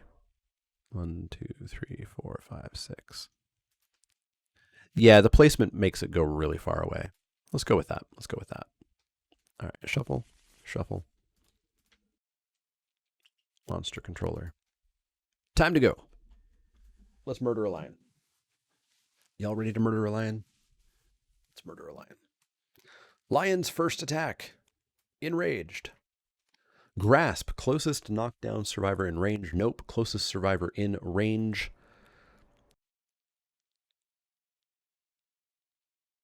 It's everybody, right? 1, 2, 3, 4. Yeah, so everybody's equally in range. Yeah, everybody's equally in range. So I guess we'll go with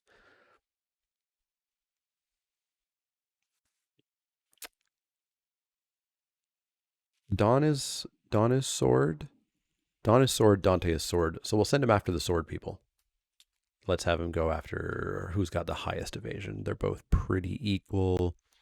They've both got equal everything. So let's have him go after Dante, just in case he runs. At least he'll not get too far away. So he's going to go after Dante. Speed of 2, accuracy of 2, 3, 4, thanks to the grass, 5, 6, 7. Hits on a 7 or higher. 2 hits, dealing 1 damage each to head and waist, and after damage, he's gonna knock him down, deal the damage, and take him full away from all threats. Pretty gross. So he'll just take all that damage. No sense in wasting a dodge here. Head damage, body damage, random grab damage to the waist, knocked down, and then full away from all threats would be straight back. Oh, that was brain damage? Target suffers 1 damage per monster level.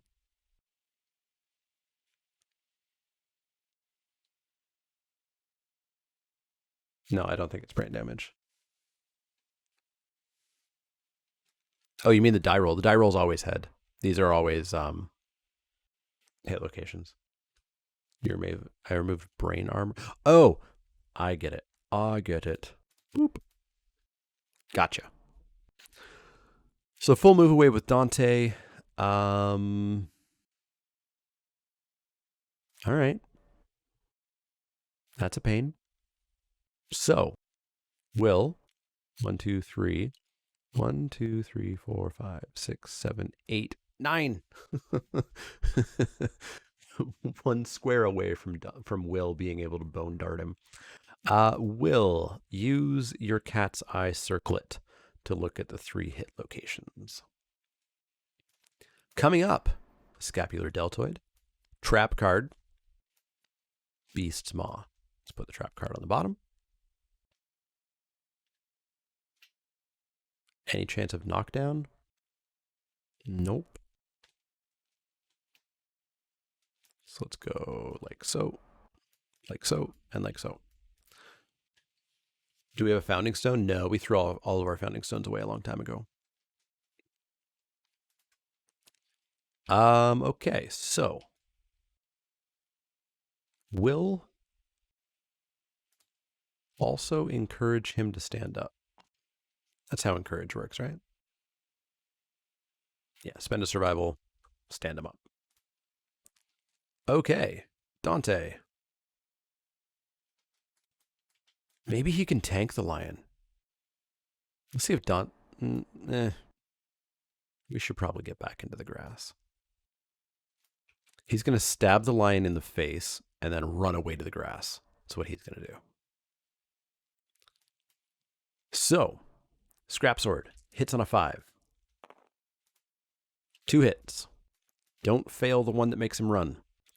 This knocks us down, so they're both pretty bad.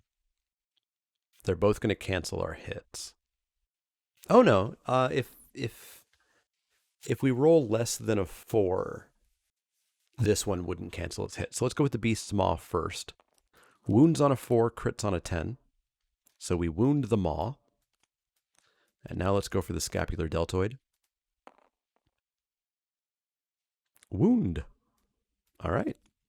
And now we run away to the tall grass. Dawn.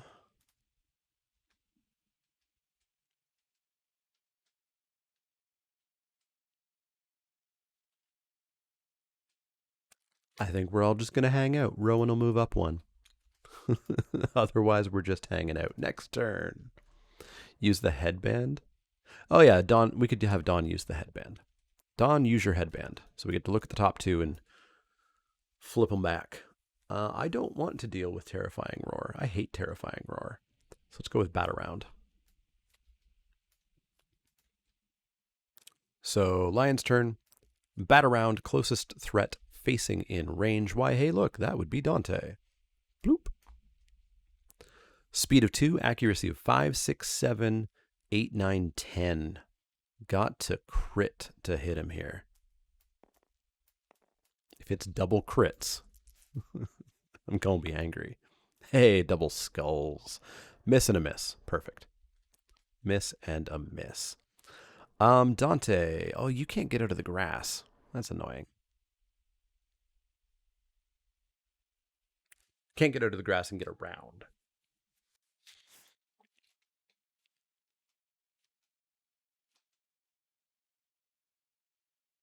All right.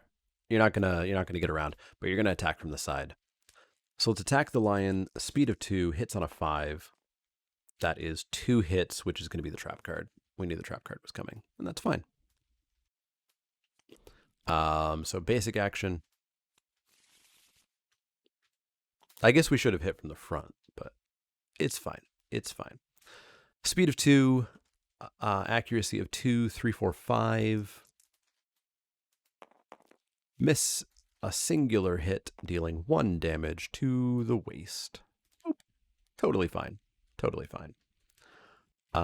Except for the fact that they're very much in the way. That's not destroyable, is it? It is not. That's good. All right, so we'll move down here and throw your dart at the lion. Shuffle in the hit deck time. I did shuffle in the hit deck. Speed of 2, hits on a 7. 1 hit. The beasts heal. We wound. I can move this? Dang. Wound on a 4. Crit on a 10. We wound. We wound the heal. Okay, so Dawn, get in behind. Potentially dangerous to Dante, but that's fine. Bone Blade, speed of 2, we're going to hit on a 5. That is a hit and a hit. She doesn't have perfect hit or anything, right? No. Hit and a hit. The beast's chest and the beast's knee. Let's go for the one that has no fail. Wound on a 5, crit on a 10. So we wound the knee. Let's go for the chest. We wound. Perfect. So much easier than the butcher. And then Rowan, 1, 2, 3, 4, 5. Come on into the grass and hit on the side. That's a legal move, right? Yeah. She's going to hit with her fist and teeth. Hits on an 8. One hit. The beast's brow has a wound reflex. Wounds on a 6, crits on a 9. We wound. Snarling, the monster swats at its attacker, suffer brain damage, and basic action targeting the attacker. Brain trauma time. Time to suffer a death in this extremely easy fight. Yep. Mortal terror, no ifs, ands, or buts. The survivor is dead. Reroll, I guess. Reroll, Rowan. Let's not have you have mortal terror and leave. 4. Flee.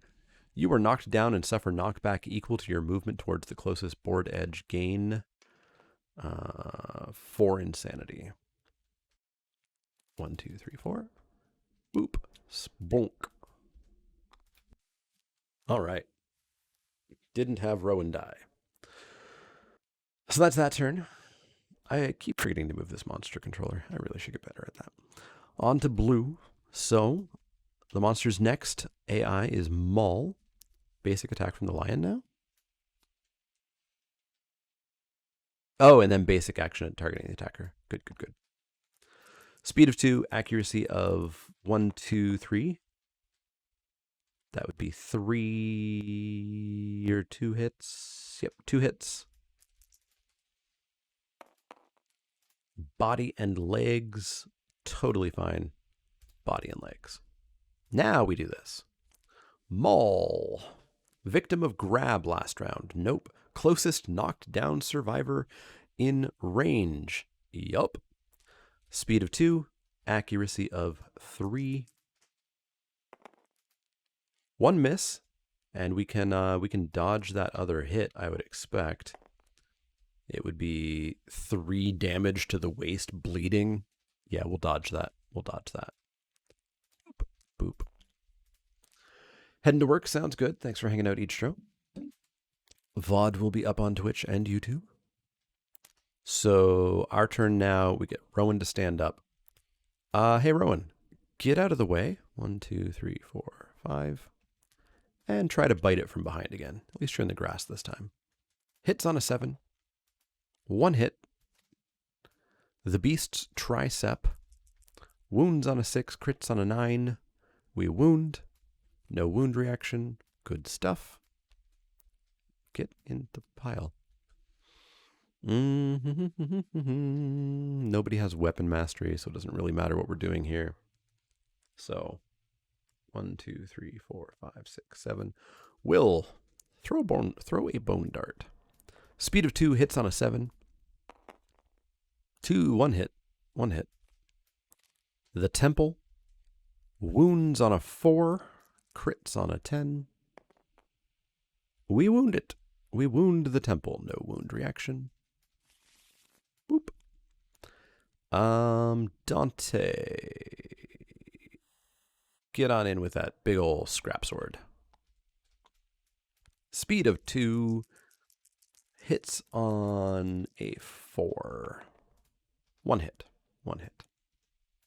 The femur. Wounds on a 7. No, wounds on a 4. Crits on a 10. We wound the femur. Yeah, the White Lion battle, once you've done it a bunch, and especially if you have, like, any gear, is much easier. So now we'll have Dawn come in on the side, and she will attack with the Bone Blade, hitting on a 6. 1 hit. To the maw. Wounds on a 5. Crits on a 10. Ooh, we fail. Roll a d10. On a 4 or higher, it's a 1. We're all good. Next turn, monster controller over to white. The final AI card in the deck is Bat Around. Closest threat facing in range, nope.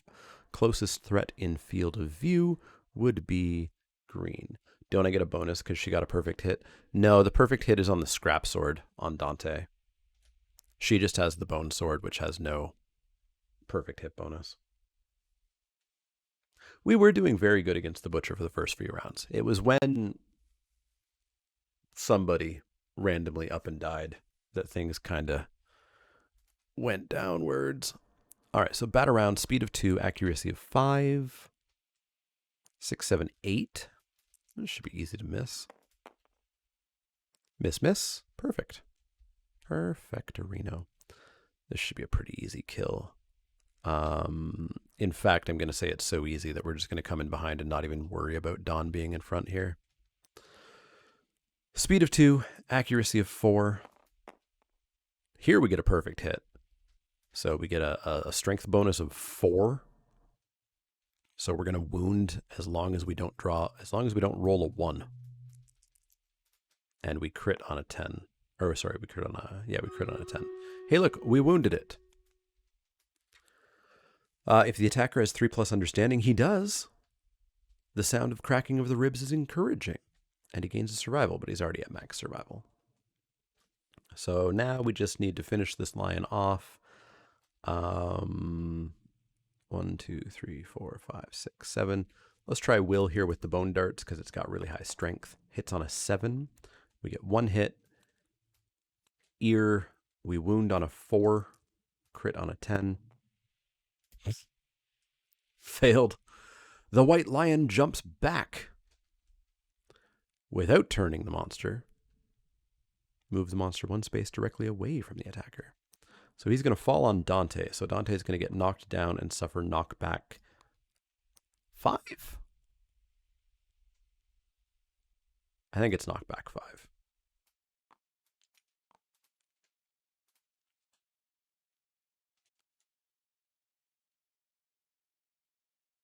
Oh. 1 space directly away from the attacker. So this lion is going to jump back forwards.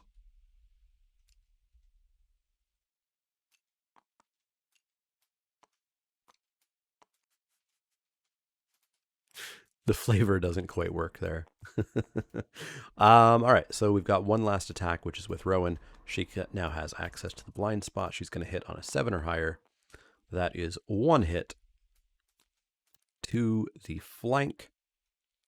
Wounding on a 6, critting on a 9. Ugh. All right. Lion has another turn, I suppose. Lion's turn. Basic action. Closest survivor in field of view in range. That would be Mr. Dante. That would be Mr. Dante, and the shortest path is stepping on her. So she's going to get knocked back 5 as well and knocked down.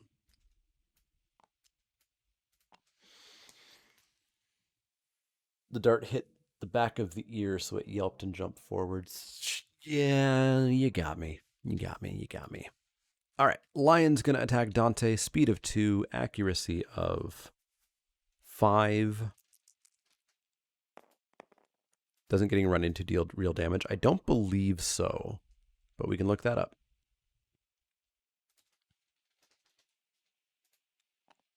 So getting run into knocks down, and then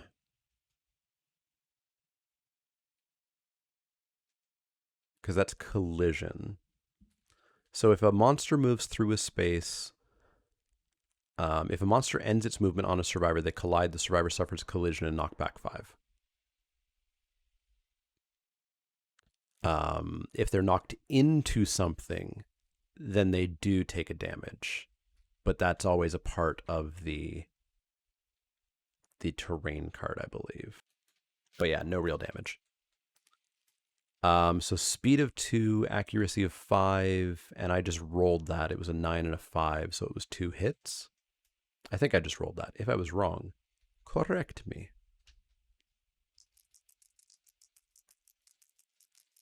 So that's 2 hits, dealing a damage each to arms and arms. Totally fine. Totally fine.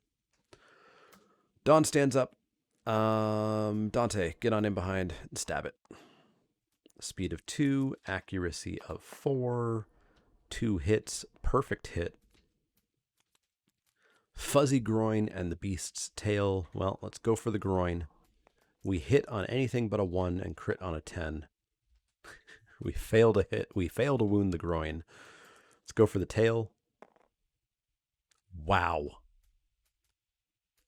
Wow. Reflex. full move forward, which is going to result in her getting grabbed, taking a damage.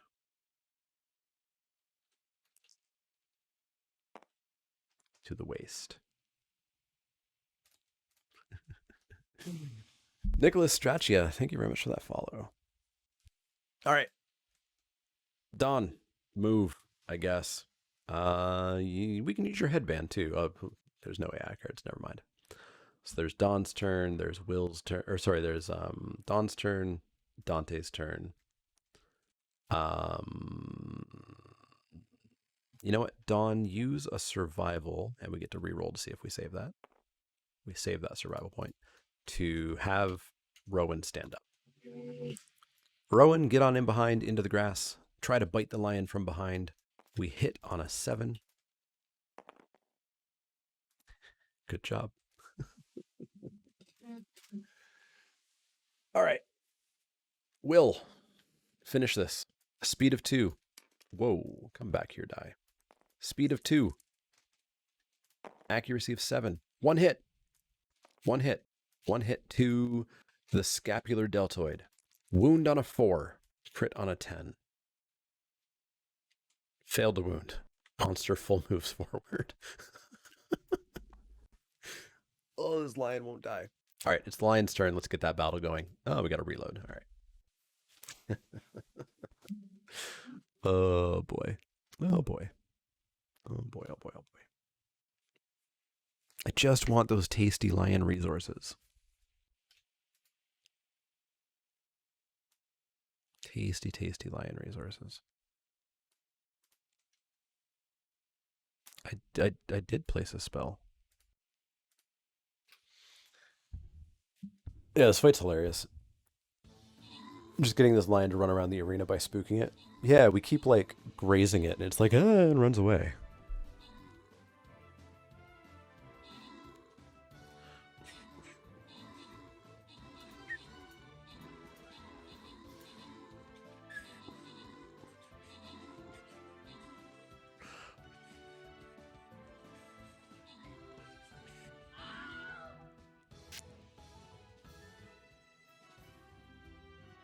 These fights take a while. Would we now fight a new lion each year until the new big boss type fight in 2 or 3 years? For this settlement, probably, because we still desperately need lion resources. If we had, our bow and our spear and stuff, we could try hunting the antelope for a bit.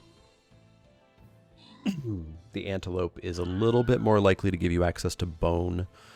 The lion is a little bit more likely to give you access to hides. Neither of their specific armor are great. But the antelope's a fun fight. Crazy Matt Captain with the most kills, Junior with the most assists. 8 gold to everybody, 200 gold to Zombway, and a monk to Kayak. Let's grab my things. Let's head on here. Pop your units in every 5 minutes. We'll get back to this battle in a bit.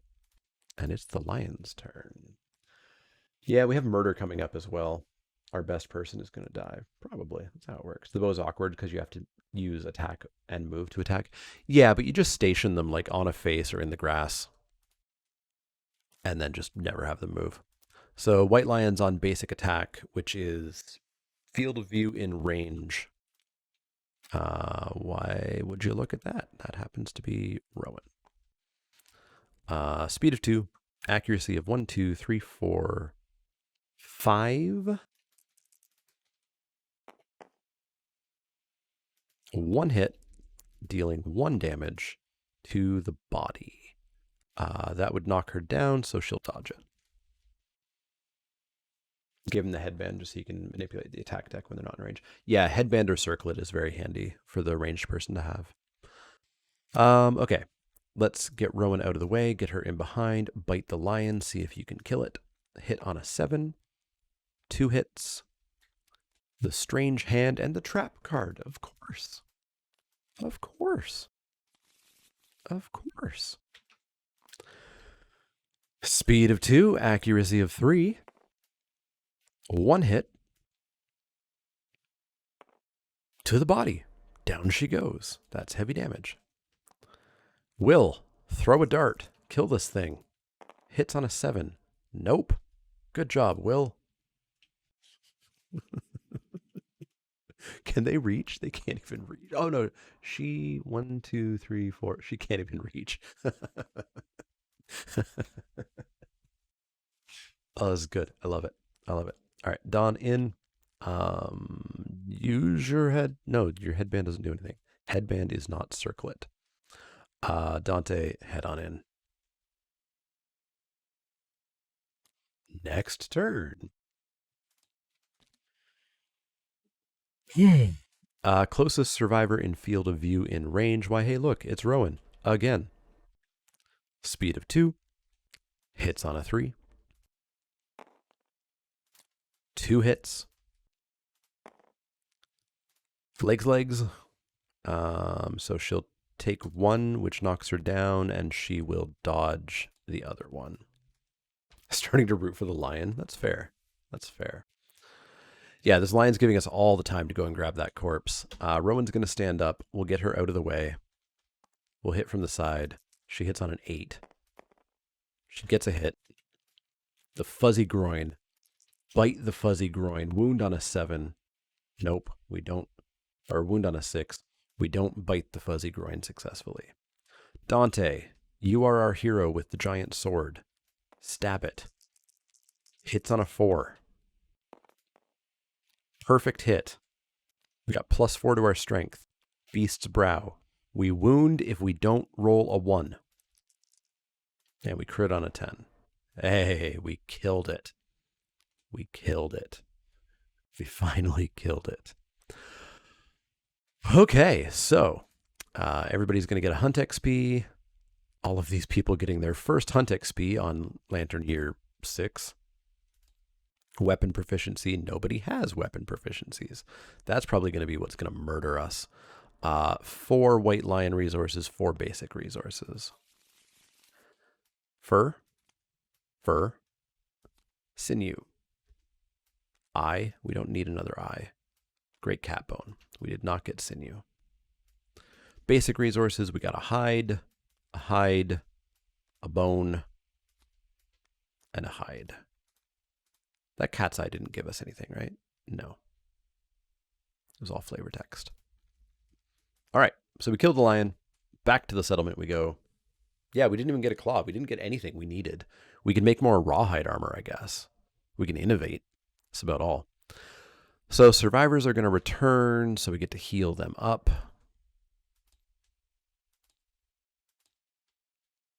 Did everyone die in the butcher battle? Yeah. We gain our endeavors, so we just get the 4. Yeah, we just get the 4. Update the timeline. Lantern Year 6 Armored Strangers and Lights in the Sky are going to happen. But first, the story for the year. Cracks in the ground. Cracks in the ground. Somebody else in Simulan's stream this morning mentioned there being errors with Stream Raiders. A low rumbling fills the settlement. Small cracks in the earth widen into fissures that belch up hot, foul-smelling vapor. I don't need that D10. We have a D10 right here. 1! Is this the first time all 4 survived? No, we had 2 very good lion hunts last stream. 1. A massive crack splits the ground in 2. Any returning survivors with heavy gear are dead. Please don't tell me that sword's heavy.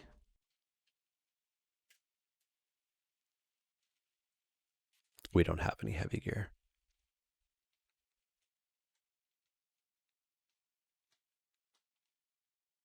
Yeah, we don't have any heavy gear.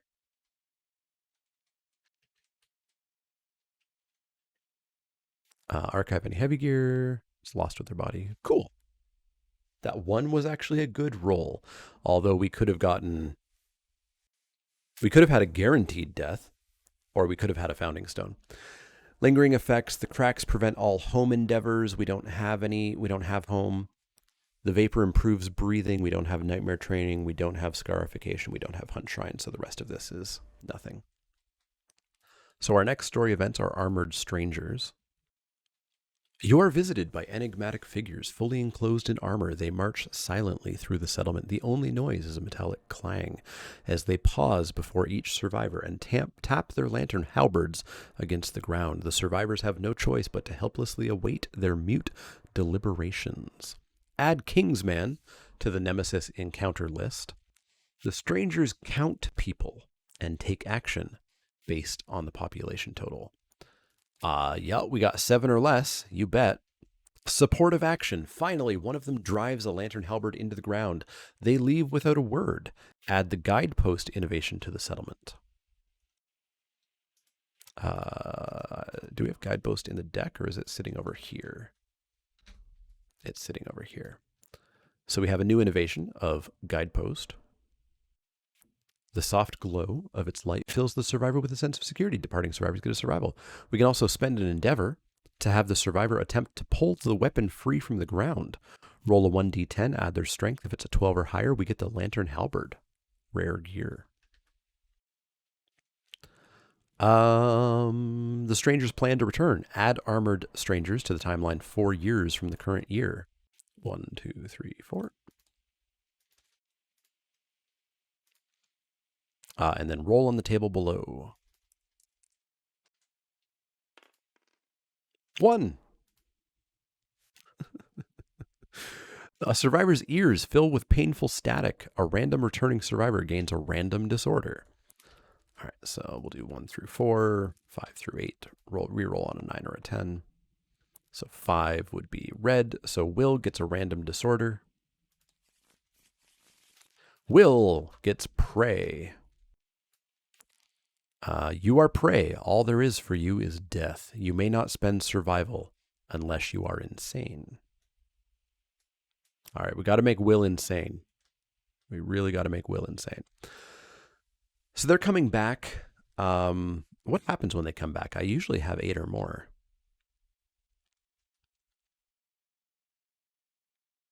Okay, so they just keep coming back, and if we have 7 or less, we're just doing a random roll until at some point they come back when we have 8 or more, and they kill a bunch of us probably. And we can always resist them killing us by fighting the Kingsman if we want to. Okay, so we've done Armored Strangers. Now we do Lights in the Sky. So Lights in the Sky. A spectacular light show erupts against the limitless darkness above. Swirling vivid trails streak overhead. They lift everyone's spirits. The settlement's collective imagination is set aflame. After rolling for any endeavor, you may add 1 or 2 to the result. We have graves. We have graves, so we can spend an endeavor once to 1 through 5 gain +2 survival, or 6+. Every insane survivor gets 3 armor to every location when they depart. That's amazing. However, our people aren't insane. Rowan's insane. That's about it. We don't have face painting, and we do have inner lantern, right? Oh, no, we don't have inner lantern. Okay, that's handy. Do we have anyone with decent strength? Not really. 1, 2, 1, 1. Our high strength people all died, along with everybody else. Okay. I think we're done our setups. So now we can get our stuff. Inner Lantern gives Surge. Oh, yeah. Inner Lantern is the Surge one.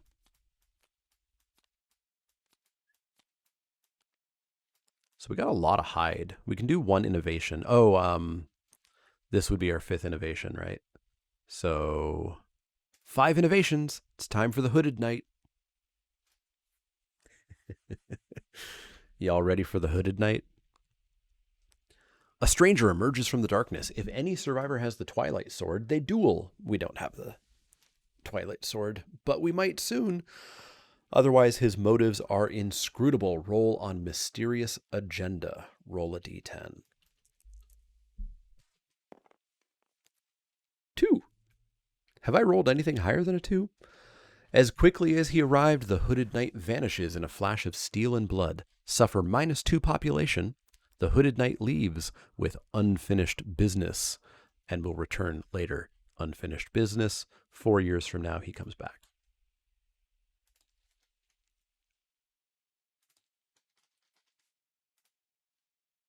So -2 population. I guess it'll be the 2 people that didn't come back. Any reroll options? Kind of, but it's not worth it.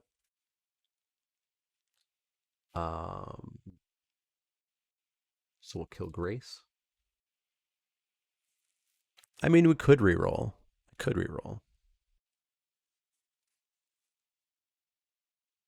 Eh. We'll kill Grace. And who's our other person? Is there an unnamed person kicking around? There's an unnamed person kicking around. So the 4 remaining survivors in this settlement. Oh, Rowan can't go on a hunt. Right. Well, but we can make a baby. We'll make a baby. Oh yeah, we're definitely losing Kaldheim, but I want Kaldheim to die. I don't want to just get rid of Kaldheim. I want Kaldheim to meet its end with Rowan left alone when everybody comes back. So what was I doing here? Yeah, we'll make babies. So we have 4 people left alive. Rowan has to... No, Rowan doesn't have to skip the next hunt. What are you talking about? We got rid of that disorder. Because it turns out recover means actually recover. So yeah, no, we've got 4 people.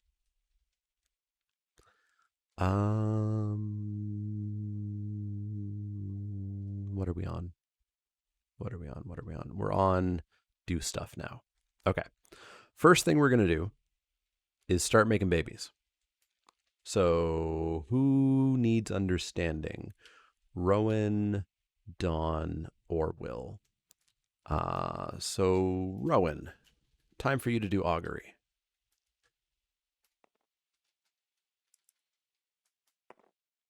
Five. Gain a survival, Rowan. Boop. Do it again.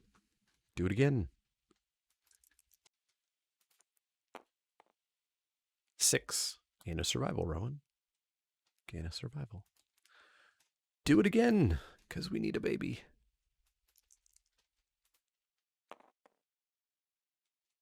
Lose a resource and gain an understanding. We'll lose a hide. Give Rowan an understanding, and then she's going to get to do insight. Yeah, it was in the wiki that it gets removed. It's just very strange, because as written, it doesn't sound that way. This is insight. Yeah, insight at the settlement phase. So she's going to get Tinker and an extra endeavor.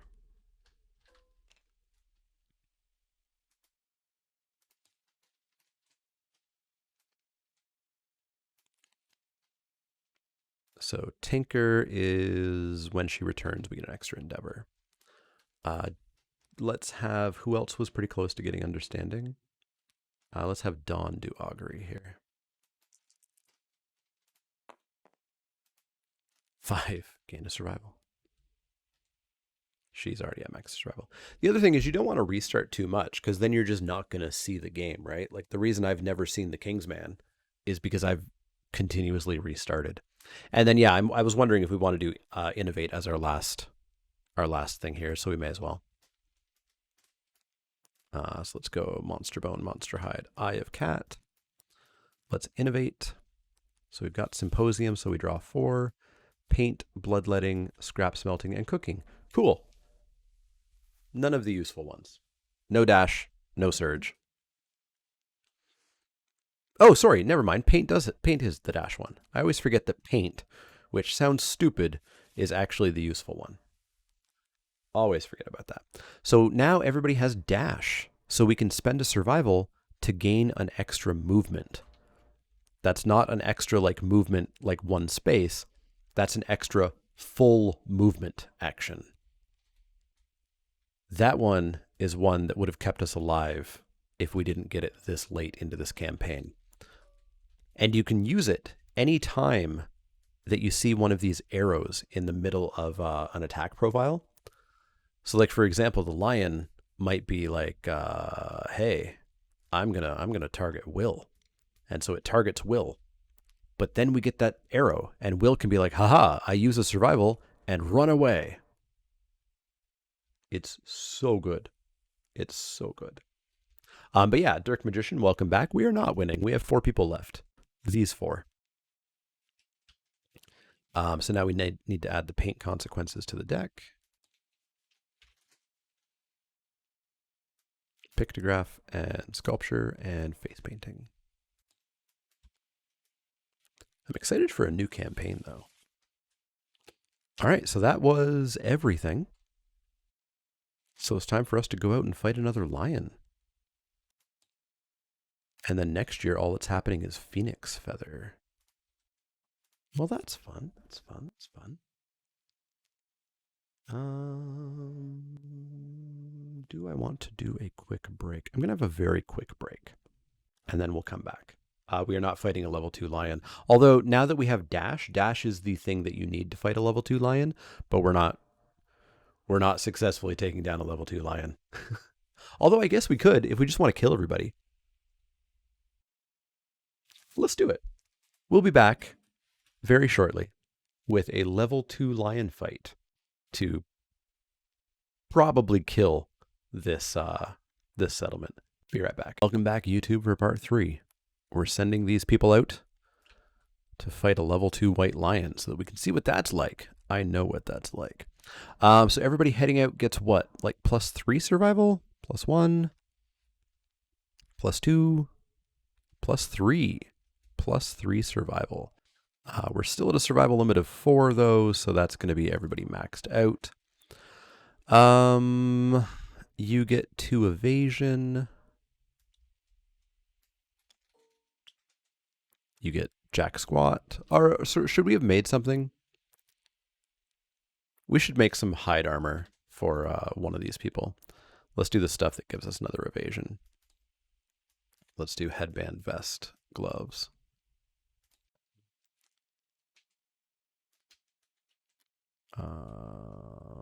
Headband, vest, gloves. There we go. There we go. There we go. Did the lantern do something too? The lantern gave us +1 to departing survivals for survival. Gave us +1 survival for survivors on depart. Okay, so 2 evasion. You get nothing. You get 2 evasion for monster grease and rawhide vest. And then you can't spend survival. And we don't want you to be beside, and you get an evasion. Okay. Get the halberd, go for broke. What happens if we don't? Well, we don't have an endeavor. You have to spend an endeavor to do this. That's why there's that little symbol there. We could make bone darts, but we don't really need them. Like, they're harder to hit with.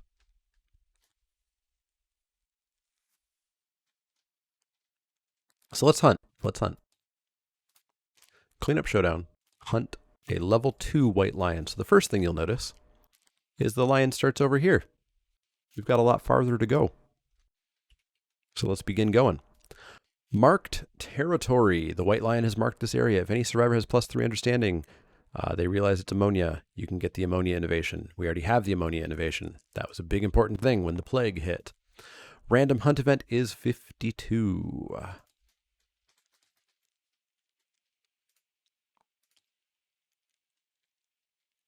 Mad flies. Tiny persistent insects swarm the survivors, flying into their ears and nostrils.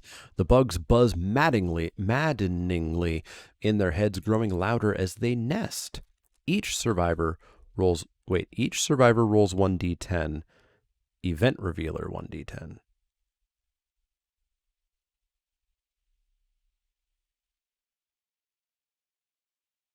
All right, I guess everybody rolls it.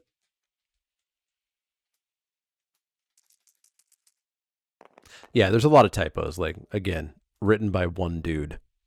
5598. So two people. The buzzing immediately stops and the flies depart. The rejection makes you feel strangely despondent. Gain an insanity. And two of them, their eggs gestate incredibly quickly, and mad flies explode forth from your mouth. The experience is gruesome, but makes you feel so alive. Suffer the frenzy brain trauma. If you have the rageaholic disorder or berserker fighting art, giving birth to disgusting new life kindles your rage. Suffer the frenzy brain trauma again. So green and blue get +1 insanity. And then red and black, or red and white, get frenzy, which means they're not spending survival. So they're going to get 2 insanity and 2 insanity. So boop boop. Boop boop. Speed and strength tokens. And most importantly, the reason... Where's speed? The reason that I agreed to fight a white lion is that they could spend their survival to dash away. They cannot spend survival or use fighting arts. So that's fun. That's fun. Also, she can't use, or he can't use tough. At least he's ranged. You'll see very shortly why we need dash. But Dante is in trouble. Like a lot of trouble. On to the next one. Prowling lion. While the survivors stalk the white lion, the monster hunts something else. Move the white lion 1 space away from the survivors. The white lion starts the showdown with ground fighting in play. Let's remember that. Chat, remember that. Random event. 35. Big P Kyle, thanks for that follow. 35. Broken lantern oven. The survivors come across the shattered ruins of a small settlement. Ashen corpses dot the ruins, disintegrating at the slightest touch. An extinguished lantern oven stands intact at the center of the settlement. The event revealer, who are we on? Red, green, we're on blue. The event revealer rolls 1d10 and adds their understanding. If the result is 5 or higher, gain the lantern oven innovation. We already have it. If the settlement already has this innovation, we get a broken lantern. If the settlement has Song of the Brave, no. The group can nominate blah, blah, blah. So Rowan, add your understanding of 3 to your d10 roll. 12. So we get a broken lantern. Oh, this is for if we have Song of the Brave. Okay, so we get a broken lantern. Cool. I'm sure that's good if we ever got to iron. Is there really only 1 broken lantern?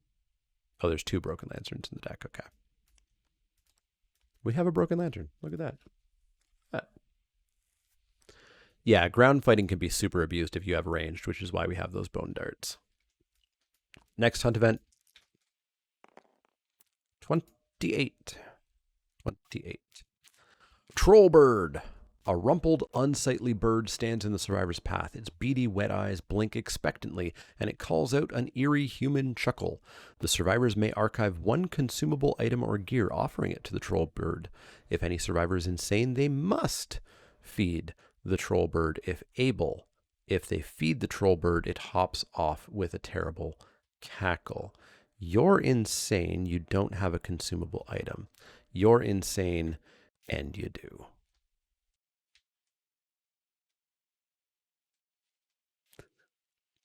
The one saving grace of Dante not having access to dash was that at least he had an extra evasion from the monster grease, but he fed it to a troll bird.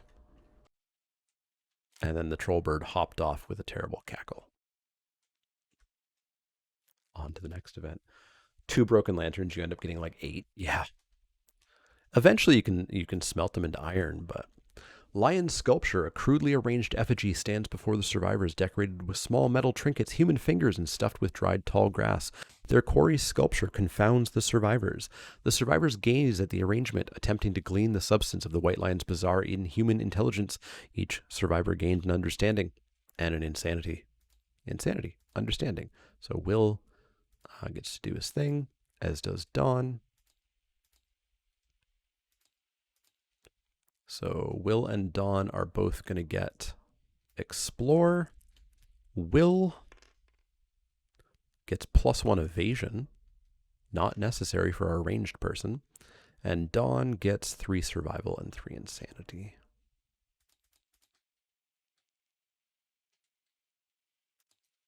And they both get Explore. We've got Explore out here already, don't we? Yeah.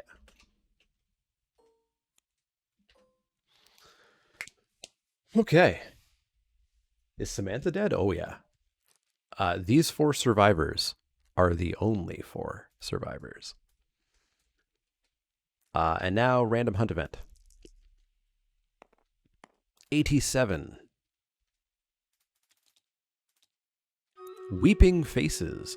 Water flows from the eyes of the surrounding stone faces, gathering in a small pool. Any survivor may consume from the pool and roll 1d10. If they have 3+ understanding, add 2 to their roll. Everybody has 3+ understanding. Insane survivors are inconsolable. They lay on the ground sobbing heavily. If any survivor is insane, roll again on the hunt event table before moving on the hunt board.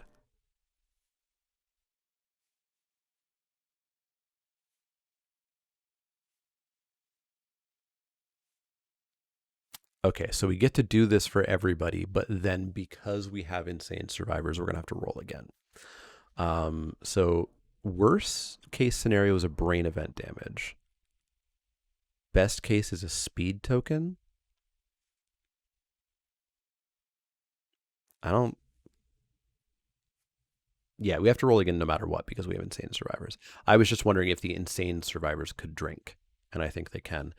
So, like, the best case scenario is we get speed tokens. Everybody does have +2, but, like, that still has to roll a 7 or higher. We'll do it because this is the last hurrah for these folks. So, blue and black actually get something. So, they get speed. Or blue and white, rather. And then we roll again on the hunt event table before moving into the overwhelming darkness. 90. We've done 90 already, haven't we? What was 90? Light on the horizon. The survivors hear a screeching howl followed by blah, blah, blah, blah, blah. If at least one survivor is sane, they follow the light. You can re-roll the next result. Somebody's sane, right? Insane. No, sorry, everybody's insane. If all survivors are insane, they turn away from the light, walking into the darkness. Move the survivors 2 spaces back on the hunt board. Regardless of what they do, lights in the sky.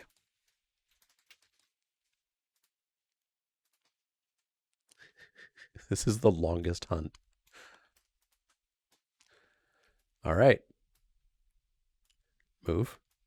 Roll. A 24. And we can re-roll this one, right? Or no, we can't?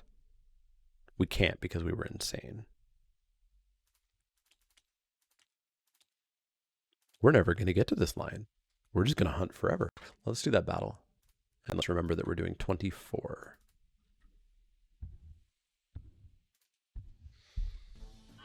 Let's remember that we are doing 24.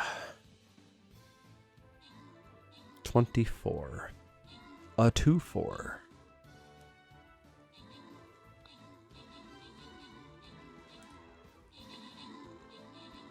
Yeah, this hunt's never ending.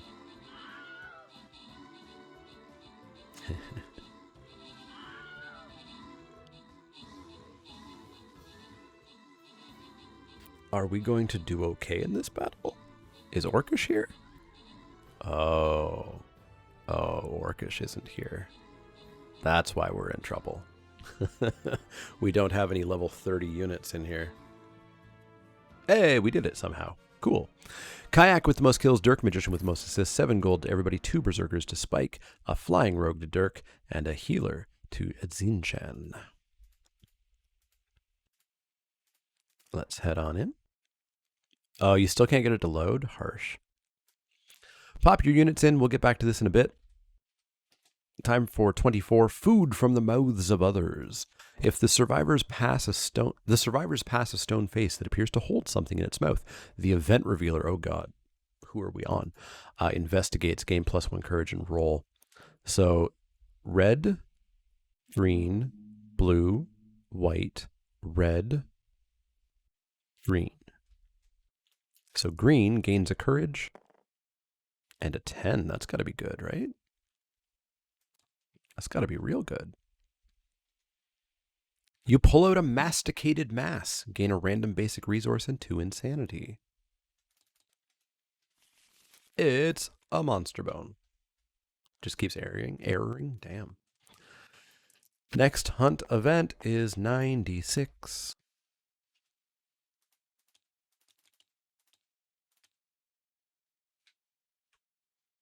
Cloaked Stranger, a cloaked form, steps out from a patch of darkness ahead of the survivors. Its ill-fitting garment shifts atop its form, and its trudging leaves dark black puddles in the mouths of the rain-slick stone on the ground. The event revealer, blue, approaches the stranger and rolls. 7. The stranger raises its arms and moves to meet your approach. From beneath the folds of the cloak, you can make out a hint of a violet, scaly hide. A claw extends from a sleeve and gently strokes your cheek, leaving a layer of viscous liquid behind. Wiping off the sludge, you find the bizarre experience strangely touching. You gain 1 survival and 1 understanding. Oh, nope, that would go above our total. All right, finally, overwhelming darkness. All survivors must determine their paths and walk them simultaneously. Insane survivors walk the path of the insane. If no other path applies, walk the path of the doomed. Survivors with 3+ courage walk the path of the brave. So I believe we only do the path of the insane, right?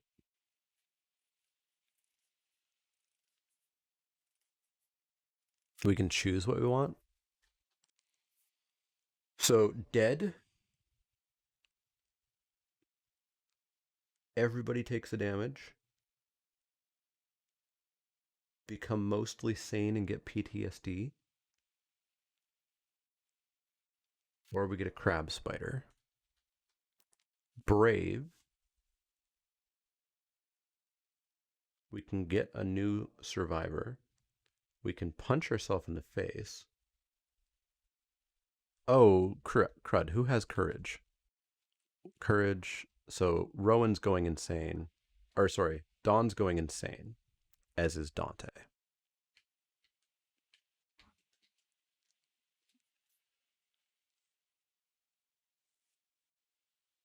One to 3 is spend all survival or die, is it? Oh, yes, I see. Punch yourself in the face, gain -1 evasion, +1 survival. All right, well, let's do the insanes who have to do it. For the first insane person, sets their insanity to 1 and gains PTSD. And so that would be Dawn.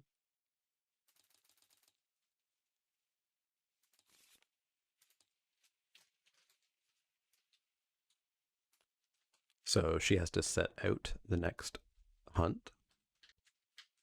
And then the other insane person, Dante, has to spend all of his survival or die. I guess he will choose to spend all of his survival. Oh yeah, this whole campaign's about punching us in the face. And then I guess let's do Path of the Brave for the other 2, just to shake it up a bit. 8. When with your lantern held high, you cut a path through the teeming darkness, suffer 1 event damage to your arms, and you emerge from the darkness with a new perspective. Gain the leader fighting art. So you were the bold person, so you take arms, and the other bold person becomes the leader. Is that a fighting art? It's a fighting art. So leader, whenever you encourage a survivor, they get a speed token.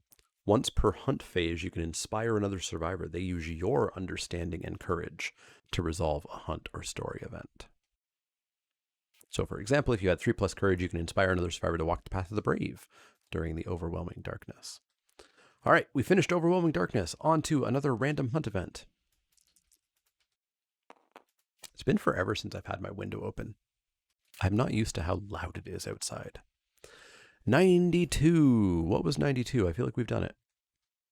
Nope. Failed start. The survivors find the tattered remains of 4 humans clad in loincloths and clutching stone shards. They bear the distinct marks of white lion claws. Each survivor suffers 1 brain event damage and gains 1 founding stone.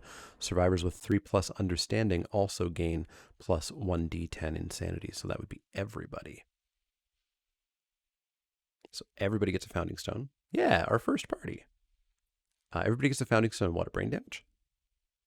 Brain damage. So brain damage, brain damage, brain damage, brain damage.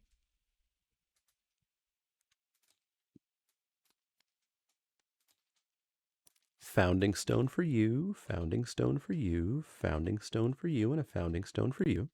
Look at that. That's like 4 guaranteed critical hits. And then everybody gets 1d10 insanity. So let's just do this. 9732. That's a lot of insanity.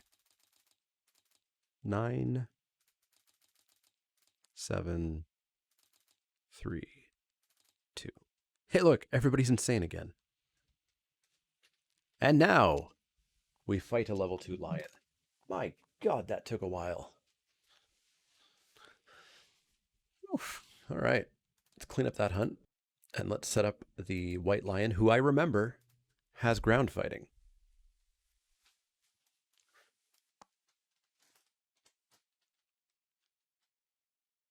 Showdown. Level 2 white lion. All right, so is ground fighting in the deck? It is. So let's pull that out and replace that with a different advanced AI card. Yeah, founding stones are pretty handy. Get insanely lucky crit every turn and make its movement 1. Fair. So ground fighting, remember, this means that the monster is not going to draw AI cards, but if we do spend an action in its zone of death, the immediate area around it, it gets to hit us first really hard, but we discard ground fighting when we wound the lion. This is the scary thing. This is what a level 2 white lion gets. At the end of each monster turn, the monster extends its claws. If there are any adjacent survivors, target one at random and full move the white lion directly away from all threats. The target suffers grab. So basically, if you end your turn beside the lion, it's going to grab you and run away with you. This lion has a movement of 7, so it's going to run away a lot. It's got a toughness of 10, does +1 damage. It's got +1 speed to everything. It's got a bigger deck. Level 2 is no joke. Level 2 is no joke. AODH Faceless, thank you very much for that follow. No joke at all. Let's set up the grass, even though we're probably not going to end up in this grass. Just because we do get to free move. And what do we have? We've got debris pile and a survivor corpse. Cool. We get to go rummage through these since it has ground fighting. Board edge, 6 spaces from everywhere else. So let's go board edge and 6 spaces. 1, 2, 3, 4, 5, 6. 1, 2, 3, 4, 5, 6. All right. All right. All right. All right. All right. All right. Yeah, rummage through things, attack the lion, go from there. So.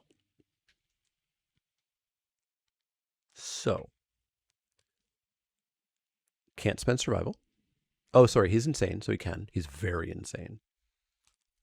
Don't be adjacent. We weren't going to be anyways. Has the cat's eye circlet, which we will very much use. Skip turn. help people stand up, don't get injured too badly. Who had frenzied? Oh, he was frenzied. So he can't spend survival or use tough. And then you also had frenzy. I see. Okay. Okay. Is frenzy a disorder or something? Is there like a reminder card that I could have for frenzy? I don't think there is.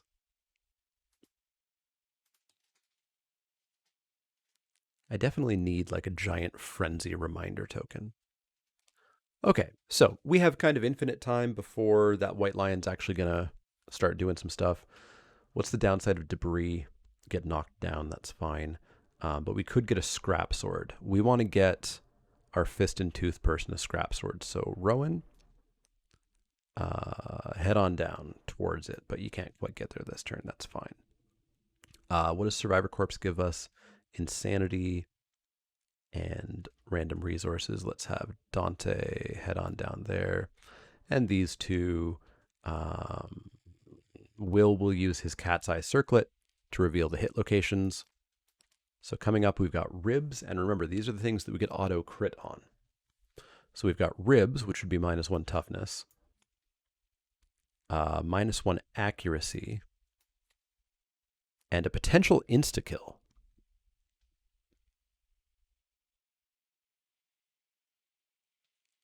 So I want toughness, -1 toughness to be on top.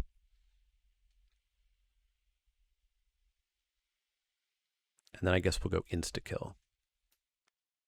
And then this one. Because I think our first turn is honestly just going to be everybody hurls their founding stone and we get 4 instant critical attacks.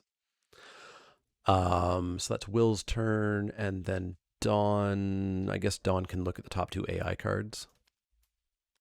So Size Up, which doesn't do too much, and Claw, which is also one of the weakest attacks. The lion doesn't draw like 2 AI cards, right?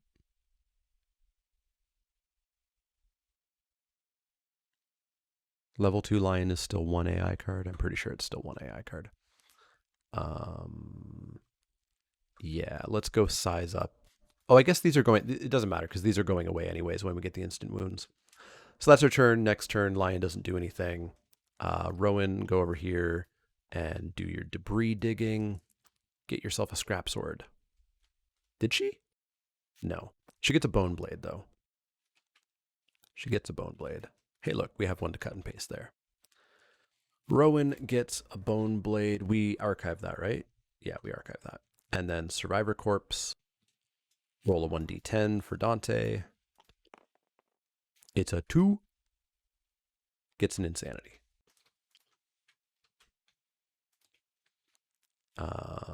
And then Dawn and Will stay where they are.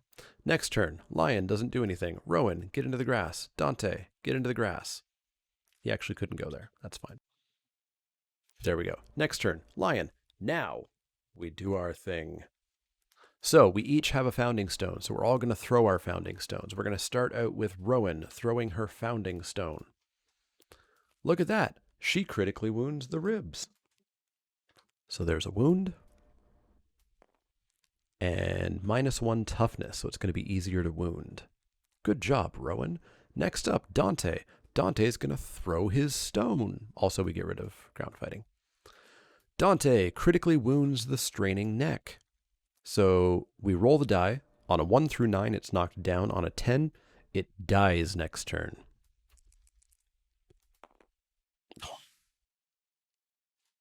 Oh. Feels like insanity is more common in this than Darkest Dungeons or Arkham Horror. It is, but insanity is actually sort of good.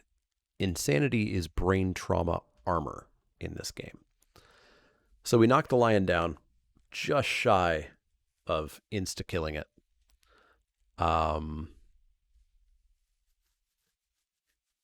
So we can actually try to, like... Can we get in? We could try to run in rather than spend a founding stone here since we're hitting on 3s. Did I remove an AI card? Pretty sure. There's 2 in this pile, and we've done 2 hits. Oh, no, we did 3 hits. I did not.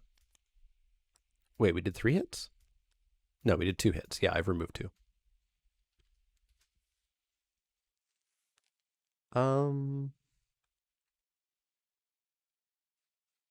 Yeah. Let's have Will use his bone darts. So speed of 2, so we'll roll 2 dice. We're going to hit on a 3 because the lion's knocked down. And then we wound on a 4, crit on a 10. So 5, 5, that's 2 hits. The brow and the hand, and no reactions will happen. So let's do hand, I guess. Oh, it tried so hard. It was about to get to that 10. So we fail on the hand. And then wound on a 4. Nope. All right. Well, good try. And then Dawn, what do you have? You have a bone blade? And she can dash away. So Dawn's going to move in. She's going to attack with the bone blade. Speed of 2. Going to hit on a 3. 1 hit. Doesn't matter that it's perfect.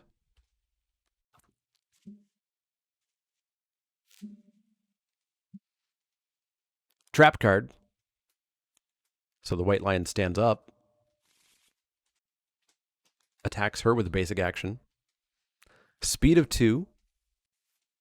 Or sorry, speed of 3, thanks to the speed bonus. Speed of 3, accuracy of 2, 3, 4, 5. This is why I wasn't sure about running in. Accuracy of 5. And she can't dodge. 3 hits, dealing 2 damage each to body waste.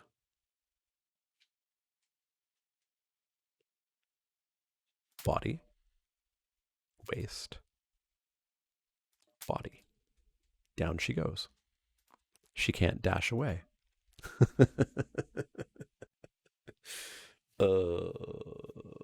Okay. All right. So that's our turn.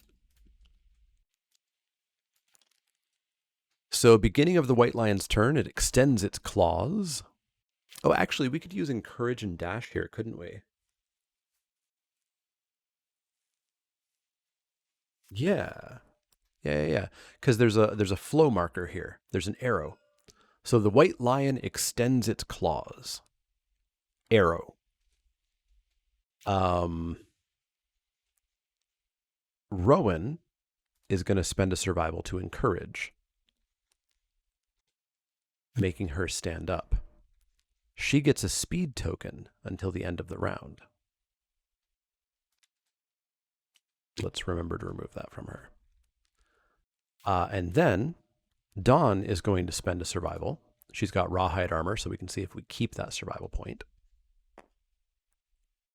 It's a 9. We keep that survival point, and she is going to dash.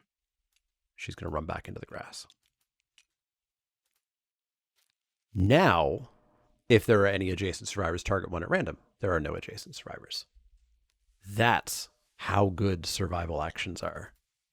That's how good they are. So the white lion's attack is lick wounds. If the monster has no wounds in the wound stack, discard. No. Full move the white lion directly away from all survivors. Jesus. Turn to face the closest survivor and heal 1. Whoop. Return licked wounds to the top of the monster's AI deck. So we get to throw the founding stone at least. And unless the top card's a trap card or the main, I guess, we get rid of licked wounds. So that's the monster's turn. So on our turn, we are going to have Dawn throw her founding stone, dealing a critical wound to the straining neck. So we get rid of licked wounds. We roll a 1d10. If it's a 10, the lion dies. It's a 2. The white lion is knocked down. Good job, Dawn. Good job. So nobody else can get in there. I guess Rowan goes up here and Dante goes here. How far can you go? You can go up here. 1, 2, 3, 4, 5, 6, 7, 8. So you don't have range on your bone darts. Oh, we should have used Cat Eye Circlet, I guess. Actually, we still have a Founding Stone. Oh, but he doesn't have 2 action points. But that'll be handy to know for next turn. So he'll use his action Cat Eye Circlet to look at the top 3 hits. So the crit is +3 insanity. Discard a mood and knock it down. I like that. And main, I don't want main. So we'll go with tricep, and we'll remember that we wanna crit that ASAP next turn. And then I guess Dawn's already gone. So we could have Dante do Headband to look at the top 2 AI cards. So we've got Claw and Claw. Gee, I wonder which Claw we should put on top. Let's put this Claw on top. And that's our turn. Next turn. White Lion stands up. Yeah, it would just keep licking wounds until you wound it, except the first one was if there's no wounds, you discard it and draw a new card. All right, so there's nobody around. That's good. Next attack is Claw. Closest threat facing in range. There's nobody in range. Closest threat field in view would be, I guess, Rowan, but either way, a full move is here. So the lion full moves and does not get in range. That's a really good turn for us, actually. It's a really, really good turn for us. So Dante is going to throw his Founding Stone for the instant crit. On the beast's tricep, we get a wound.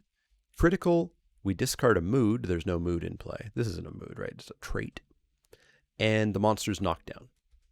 Cool. Cool, cool, cool, cool, cool. Good job, Will. But now what? Because we don't really want to get close. Dante can't spend survival, but Dante does have 1 Heckin' Sword. We probably still just have to stay in the grass, though, right? We have to stay in the grass and let it come to us, I think. Oh, and she's done with her speed token. I think we have to stay in the grass and let it come to us.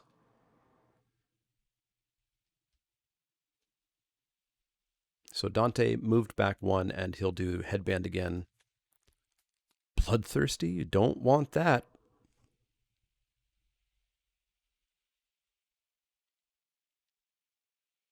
I don't really want Grasp, but I don't want Bloodthirsty. So let's go Grasp on top, and then Bloodthirsty. Although Bloodthirsty doesn't draw...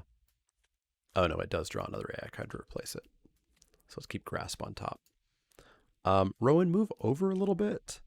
And then these two can stay in the grass, and I think that'll be our turn. We're going to play really cautiously here, but I think it might help out. So the White Lion stands up. Grasp, closest knocked down survivor. Nope. Closest survivor in range. 1, 2, 3, 4, 5. 1, 2, 3, 4, 5, 6. 1, 2, 3, 4. Okay, so that would be Dawn. So comes on in towards Dawn.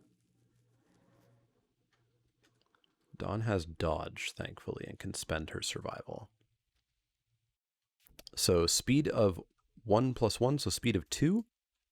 Accuracy of 1, 2, 3, 4, 5, 6, 7. Hits on a 7 or higher. That's a double hit. It's a double hit, dealing 2 damage to body and legs, and then grabbing her away. She will dodge the body hit.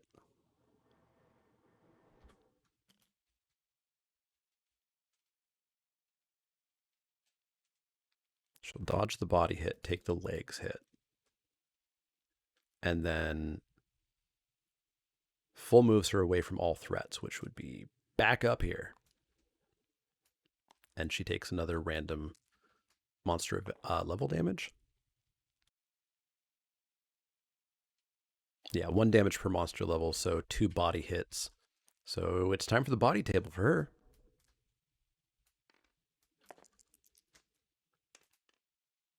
6. Disemboweled. Your movement is reduced to 1 until the showdown ends.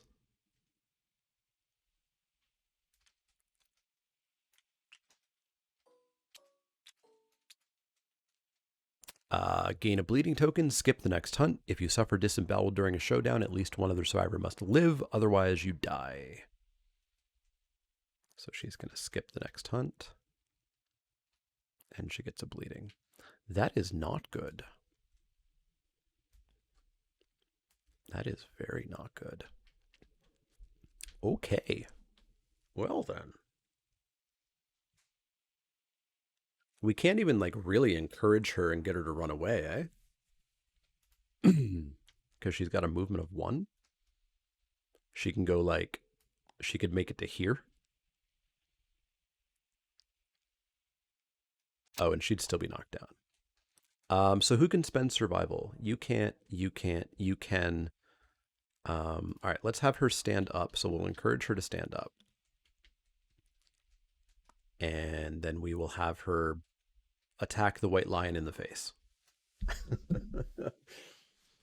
Attack the white lion in the face. So bone blade, speed of 2, accuracy of 6. 2 misses. She will then spend a survival to dash all the way over here. And then also, I guess she had a movement anyways, but I want to move her a couple of spaces. We get to re-roll to see if she saves that dash or not. She saves that survival point. Okay. Will, can you get into range? 1, 2, 3, 4, 5, 6. Yes, Will is in range with his bone darts. Speed of 2, hits on a 7. 1 hit. 1 hit. We hit the beast's elbow. We wound on a 4. Crit on a 10. We wound the elbow. It's got a failure reaction, so that's fine. And that's Will's turn. Rowan and Dante can't do much of anything. So Rowan's going to mildly reposition in the grass. Next turn.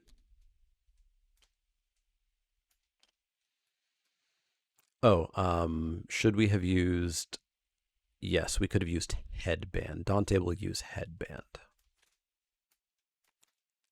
So we've got alert. When a survivor moves into a space within the zone of death, stop their movement, they gain priority target. Discard alert, perform the basic action. When the monster is knocked down, discard it. Otherwise, revenge. Last survivor to wound in range, which is Will.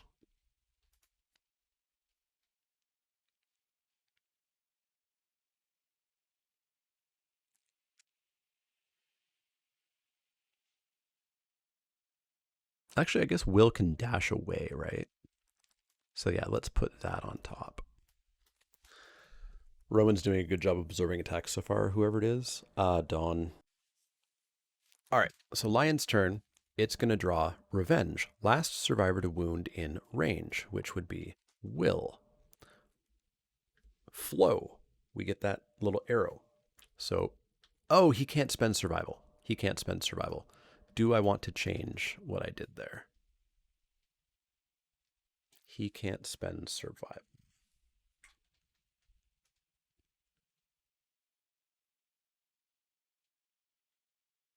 Yeah, I think that, yeah, let's reverse that. Let's reverse that.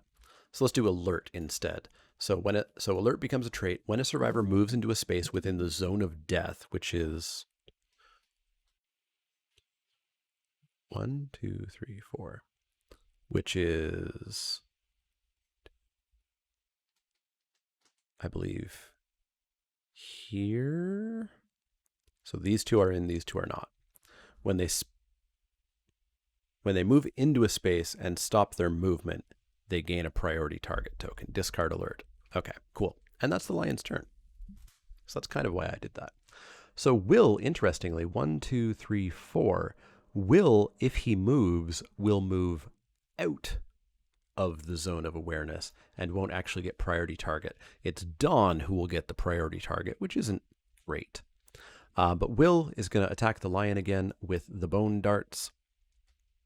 It does also perform. It performs the basic action when we do the movement, but it doesn't do it now.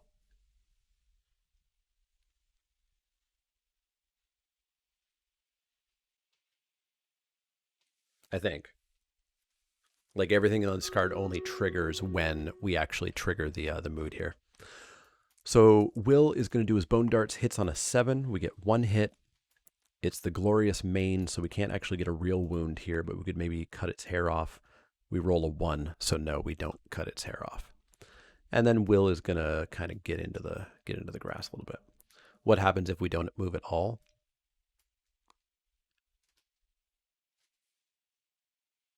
I guess nothing really happens. That could be a slight upside. Don can't do much, though, and nobody else gets to really do anything. So I guess Dante is going to spend his action on looking at the top 2 cards. We've got Revenge again or Grasp. Revenge is still what's-his-face, so I guess we go with Grasp. Well, if we don't move at all, nothing happens. This only happens when we move. But the lion's still going to be doing an attack every turn.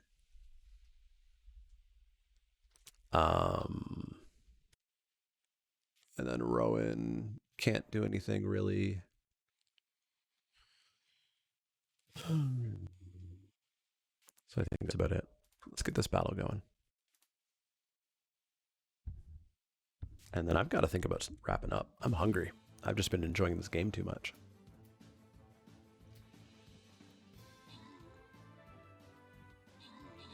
Yeah, if the lion makes somebody move. And the lion's going to move, which means that zone of death is going to get bigger.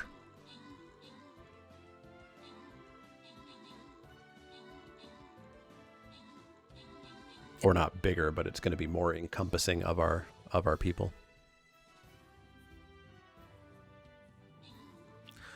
AGL Zaka with the most kills, Crazy Matt Captain with the most assists. A Buster to Zombwe, 15 gold to Crazy Matt Captain, Gelnick with 3 rogues. I guess we get a boss battle. Get your epics in. Get your epics in, because I don't know if we're going to get to do the full time for this battle or not. I'm going to go with my heavy tank. It is level 20, so it should do some work. Okay, so Will took his turn. Dante looked at the top 2 and put them back. Rowan can't do much. Don can't move, otherwise she would get priority target. So I guess we're just going to pass the turn. Next turn.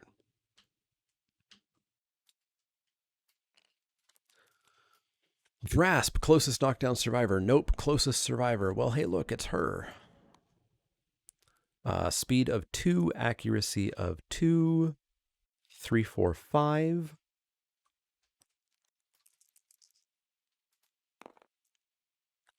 Only 1 hit, dealing 2 damage, grabbing her and pulling her away, but she's going to spend dodge. Roll to see if we keep the dodge. We do not keep that survival point. But hey, that worked out fine. Okay, so Dawn is back in front of the lion. She's going to try stabbing it again. Speed of 2, accuracy of 6. Good job, Dawn. Good job. Will is going to throw the darts. Speed of 2, accuracy of 7. Good job. Good job.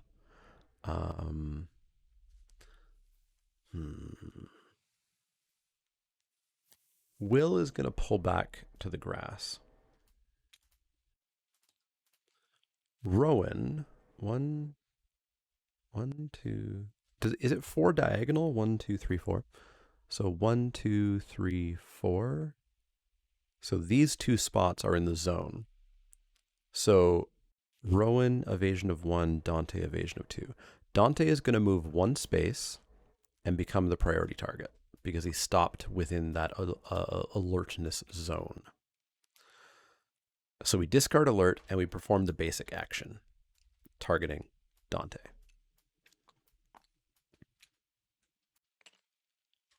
So this is a speed of 3, accuracy of 1, 2, 3, 4, 5, 6.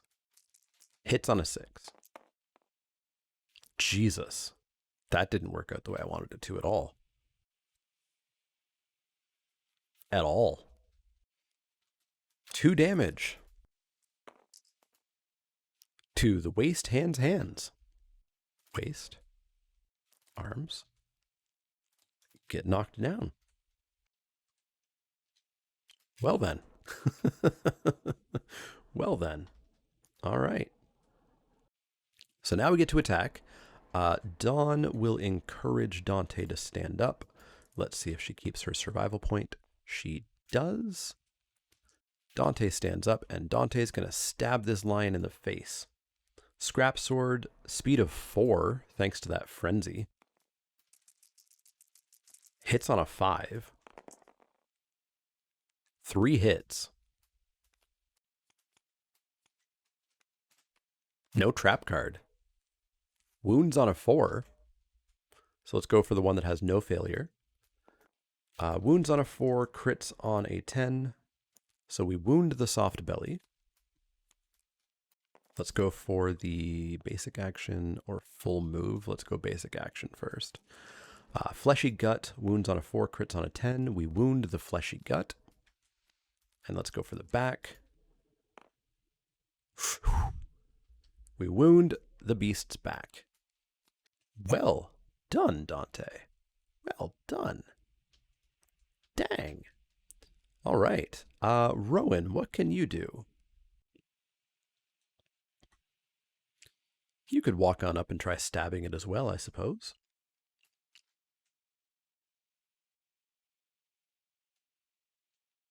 Speed of 3. Accuracy of 6. 2 hits. The chest and the tail. Ooh, dear. Both of them are full moves forward. We can go for the chest first because it's a failure. But the tail, we have to crit, or it is going to full move forward. And that could be dangerous. So let's go for the chest. We wound on a 5, crit on a 10. We fail at wounding the chest. It full moves forward. We end up on either side, taking 2 damage each. So Rowan takes 2 damage to the head, and Dante takes 2 damage to the legs. We had armor there. We had armor there. Attacking from the side takes us out of the grass, though, which makes us incredibly vulnerable. That +2 evasion is kind of the way that we're actually staying alive a little bit here. So that was everybody's move, right? What did Dawn do? Dawn encouraged. But she didn't do anything else, so we should move Dawn 1 space. All right, next turn. Oh. Frud. All right. Cunning. At the end of each monster turn. At the end of each monster turn. I've been doing this at the beginning.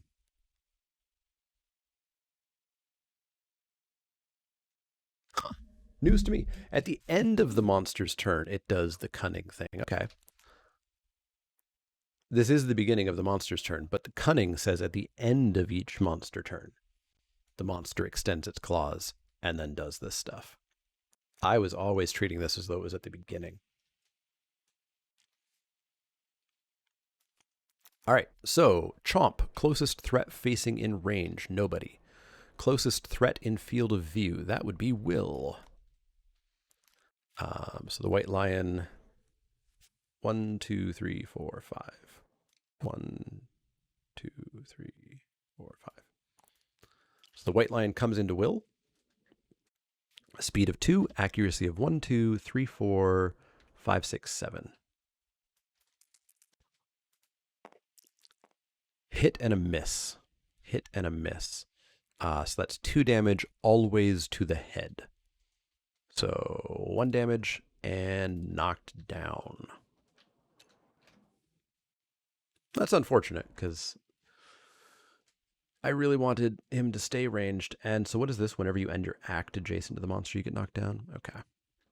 So they get to stand up because it was on on our turn that they got knocked down. Who's our leader? Why not dodge? Because he has frenzy, so he cannot spend survival. Oh yes, sorry. Yep. Monster end step. The monster extends its claws. Flow. So we could have Dawn encourage. Oh, but he can't spend survival to dash, so he's stuck. He's stuck. There is an adjacent survivor. We full move the white lion directly away from all threats, which I guess would be diagonally. So the white lion would be like 1, 2, 3, 4, 5, 6, 7. Maybe that's a little bit further away. And Will comes with him and takes a damage per monster level. 2 damage to the head. Wouldn't it be to the left? So it moves down. Oh, yeah, sorry. I'm hungry and losing focus. Yes. So it would be just straight this way. So he ends up here taking 2 damage to the head, which means it's time for the head roll table. How's the fight going? Not great. Actually, not awful, but now it's going to start getting not great. He's deaf. Suffer 1 permanent evasion. And get a bleeding token.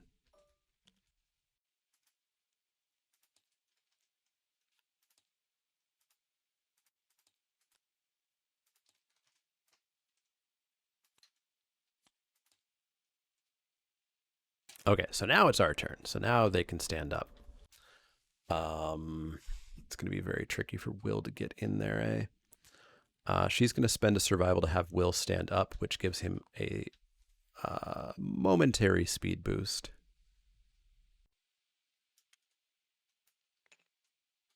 Momentary speed boost. He's going to head up. He's going to head 1, 2, 3, 4, 5. He's going to head over here. And then Bone Dart. Gotta run. Sounds good. He's deaf. Oh, yeah. He can't be encouraged if he's deaf. Good point. Good point. Good point. Good point. She does not spend that. Instead, we just do a whole crap load of nothing. We move Dante into the grass. We move Rowan into the grass. Dante will do the AI thing. Maul, victim of grab last round. That would be very bad. We're going to have to go with size up. And then she can move 1. And then I guess she can dash. This disemboweled person will dash. Let's see if we keep the survival. We don't, but she moves 1 more. And that's it. That's our turn. Monster's turn. Size up, random threat in field of view. That would be these 3 here. Let's roll a die. Left to right, 1, 2, 3. So 1, 2, 3, 4, 5, 6, 7, 8 would be blue. So blue, the monster stares down its prey. Roll a 1d10. On a 4 or higher, she is knocked down and takes 2 brain damage. All right. Now Will stands up. What shall Will do? Will still just has the ranged thing, so Will is going to move somewhat away and attack with his bone darts. Wait, yep. You got me. He's not standing up yet, and there's an adjacent survivor. This is brutal. So, bwamp. Is grab specifically in front? Yeah, in front. So he takes 2 damage to the arms. Boop, boop. Hey, he's knocked down again. Now he stands up finally. Now he runs the hell away. And 1, 2, 3, 4, 5, 6. Now he bone darts. Now he bone darts. Speed of 3. Let's get another die over here. Hits on a 7. So 1 hit. Yep, just 1 hit. To the beast's brow. And we wound on a 4. Crit on a 10. We wound. The attacker suffers a brain damage and takes a basic action. Oh. Coming on in, speed of 3, accuracy of 5. Nope, he lost that evasion. Also, he lost that speed. So 1, 2, 3, 4. Speed of 3, accuracy of 4. 2 hits, dealing 2 damage each to the waist and the head. Y'all wanted to see a level 2 lion. This is a level 2 lion. Head roll. Concussion. Your brain is scrambled like an egg. Grant a random disorder and a bleeding token. Random disorder. Will has indecision. If you're the event revealer of a hunt, he won't ever be again. Events that call on you to make a roll twice and use the lower result. Okay. So that was him failing his attack. Dawn, keep heading towards the grass. Tell Rowan to stand up. Nobody cares about Rowan. Dante, move into the grass. Do your headband thing. Do we draw these? We reveal the top 2, so all we get to see is Terrifying Roar, so that wasn't actually that useful. All right, Lion's turn. All non-deaf survivors. Hey, it's not him. Will is not included in this. Roll 1d10, or sorry, that's targeted. Roll 1d10 per target if the result is 2 plus and is higher than their courage. The target suffers a brain damage and gets knocked back 6. So let's do 1, 2, 3 in order. And what are their courages? 2, 3, 1. So Dawn does not get knocked 3 higher and is higher than the target's courage. Doesn't happen for Rowan, but it does happen for Dante, who rolled a 6. So Dante suffers a brain damage and gets knocked back 6. He's got the sword that I want him to use. And then basic action, the target furthest in range. So, ooh. I rolled a 1. I rolled a 1, a 3, and a 6 for the green person, the blue person, and the white person. Oh, damage per level? Damage per level. So yeah, he took 2 brain damage. Good catch, good catch. Yeah, I think you missed that, Zine-chan. I picked these 3 for the 3 survivors and rolled 1 for each survivor. Because it's not... Yeah, it's 1d10 per target. So each one got their own specific roll. So he gets knocked back, and then we do basic action targeting him. So this is about as far as the white lion can get. So that's a bonus. Dawn gets to sneak back in for another hit. Rowan gets to stand up. 1, 2, 3, 4, 5, 6. Will's going to take a step closer and attack with the bone darts. Speed of 2, hits on a 7. 2 hits. 2 hits. The knee has no reaction. Let's go for the knee. Wound on a 4, crit on a 10. We wound the knee.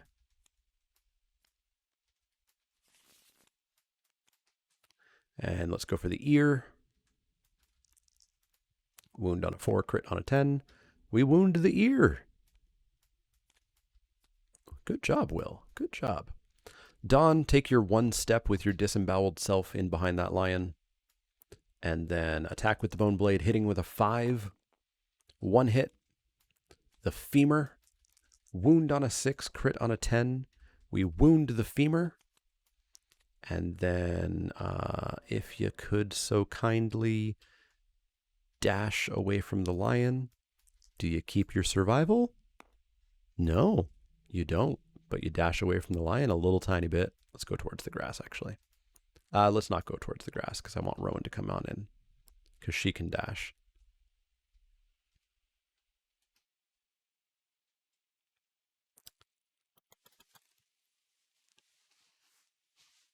Let's have Rowan come on in behind. We're going to try to really go out with this lion. So Bone Blade, speed of 3, hits on a 5. 1 hit.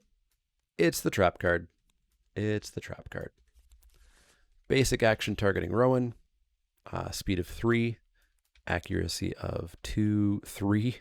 Oh dear. 3 hits. Dealing 2 damage each. To head, body, legs.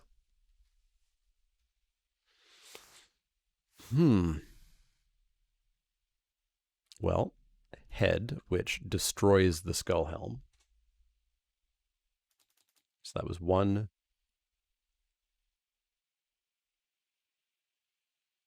That would be a head roll. Oh, it's rolls anyways. It's rolls anyways. So yeah.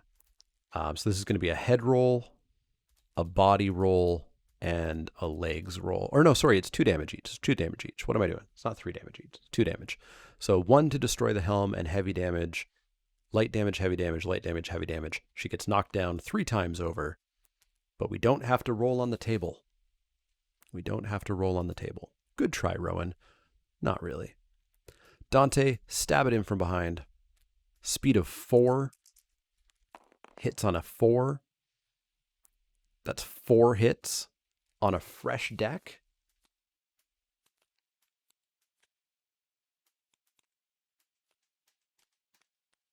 Nice. Let's go for the one that has no reaction. Oh, and we had a perfect hit. We had a perfect hit. This one that I just rolled was a perfect hit. So he's got +4 strength for all of these attacks.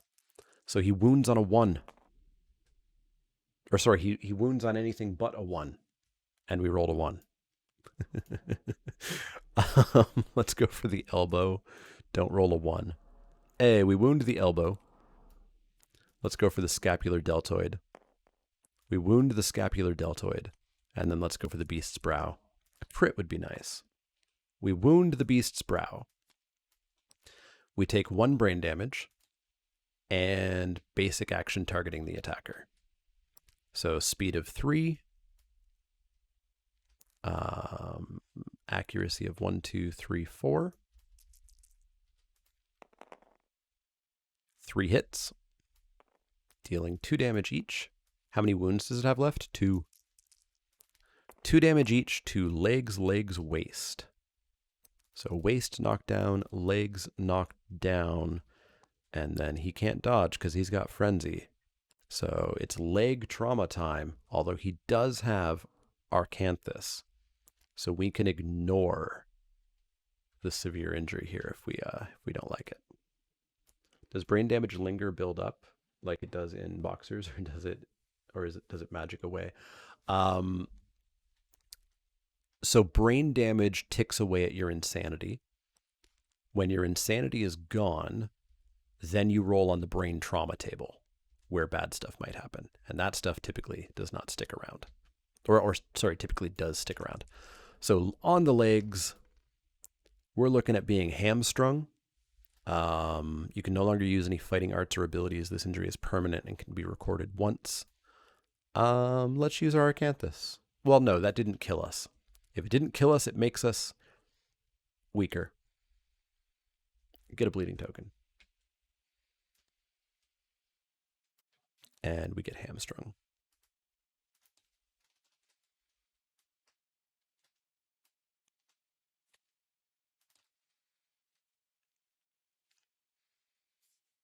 All right.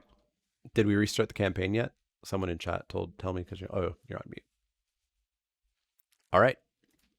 So that was his turn from that beast's brow reaction. Dawn definitely went.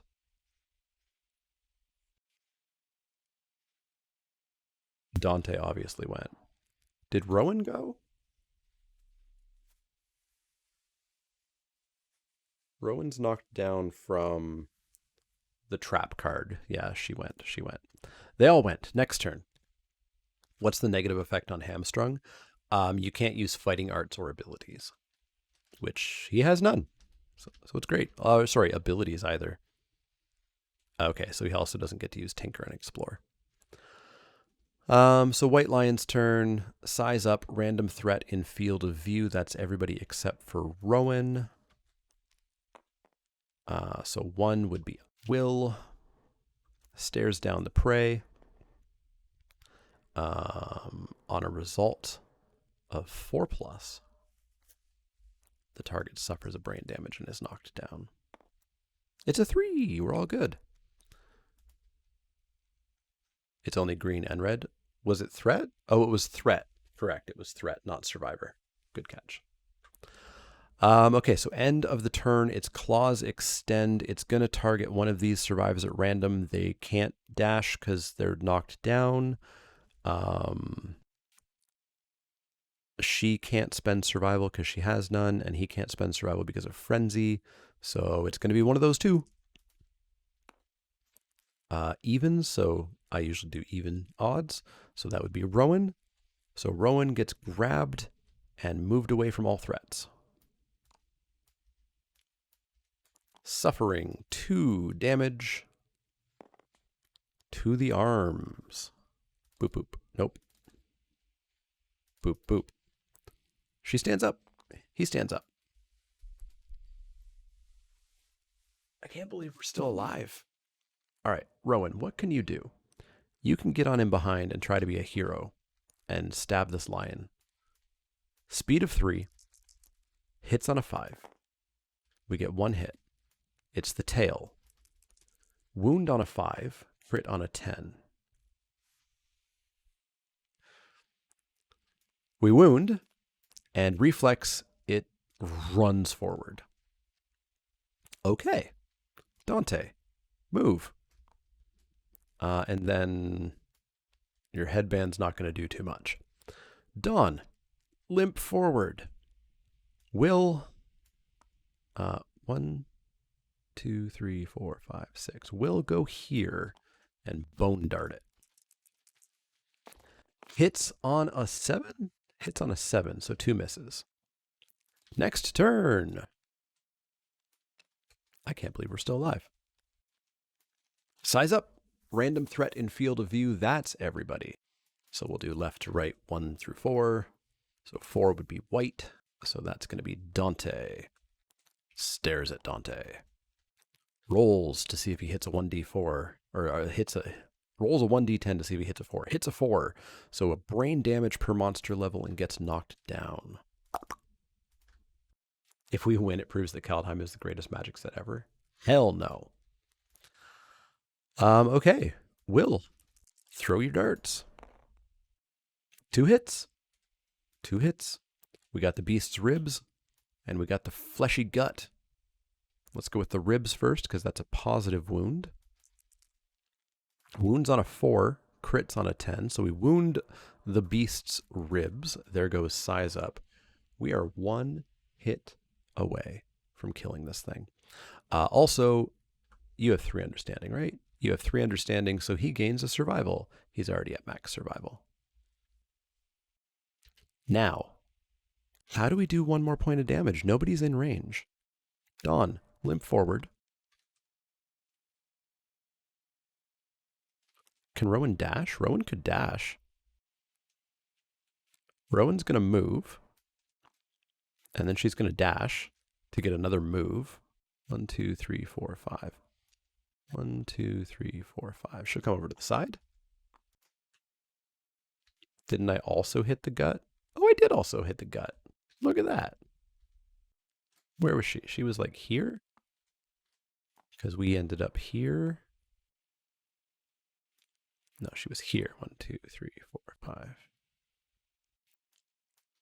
I think she was here. Yeah, we've got a hit. Let's see what happens with the fleshy gut. We wound it. We wound the fleshy gut. We killed a lion. We killed a level 2 lion. It almost killed us, but we killed a level 2 lion. What do we get for killing a level 2 lion? Well, we get hunt XP. Boop. Boop. Boop. Boop. Everybody ages. So we'll do left to right. So Will gets a fighting art. Dawn gets a strength. I'm going to forget all this. Dawn gets a strength. Will gets a fighting art. Will is a leader as well, just like Rowan. This was 5 for Rowan. Rowan gets a strength. Are these survivors going to like live for maybe a year or 2 more? And then finally Dante gets a fighting art, which he can't use because he has been hamstrung. Dante is also a leader. Everybody's just leaders. Everybody's leaders. Weapon proficiency. Nobody has chosen a weapon proficiency yet. They finally, on getting their second hunt XP in Lantern Year 7, have 2 XP. And then, because we killed a level 2 White Lion, we get 4 basic resources and 6 White Lion resources. One of them had better be Sinew. Skull, which gives a survivor of our choice insanity. Bone, bone, and hide from the basic resources. Let's give Dante an insanity. And then from the White Lion resources, we get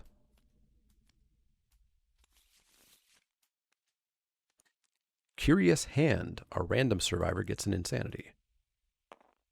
I reroll 10s. 8 would be Dante. We get Sinew, Claw, Shimmering Mane, which we can archive to get 2 basic resources, and Golden Whiskers.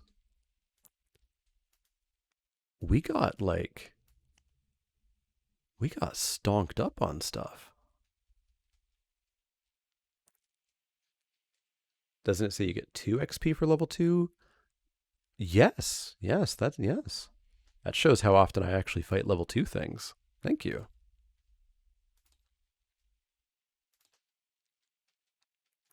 The level 2 lion was apparently a good idea. All that happened was somebody went deaf, somebody else has become hamstrung, and also this guy is racked with indecision. Also, remember that Rowan cannot take part in the next hunt.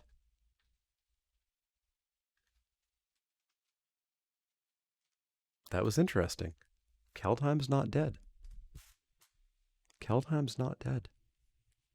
We've got some more years. Okay, so let's figure out a good place to wrap things up, because we've got to do Phoenix Feather, Light in the Sky.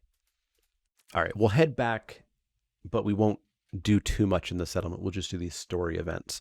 We'll figure out what to do after that. So we're going to head back to the settlement. Survivors return. We heal them up.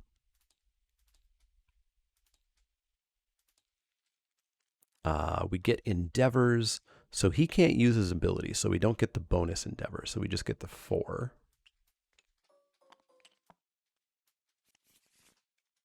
Does disembowel stop you from participating in the next hunt? Yes, it does. Yes, it does. She was disemboweled, right? So yeah, we already have skip the next hunt. Oh, she was disemboweled and has post-traumatic stress. So she's just like doubly missing the next hunt. Rowan also can't? Why? No, Rowan does not have post-traumatic stress. She did, and then she skipped a hunt. Dawn has post-traumatic stress. Where was I? Endeavor. Update the timeline. So we are on Lantern Year 7. So we're going to do our random thingy. Look at the check mark for skip the next hunt. What about it? Dawn skipped the next hunt because of post-traumatic stress and being disemboweled. And Rowan is not skipping the next hunt.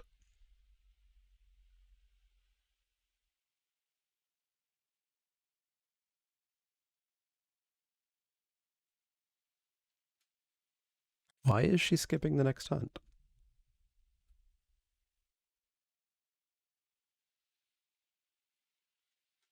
She was the one that was disemboweled. She was the one that was hobbling along.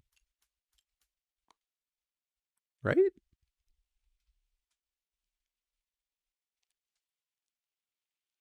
I'm pretty sure I'm right, I think. Wasn't there an event that made someone skip? Don't think so. We had her. I think she got post traumatic stress during an event.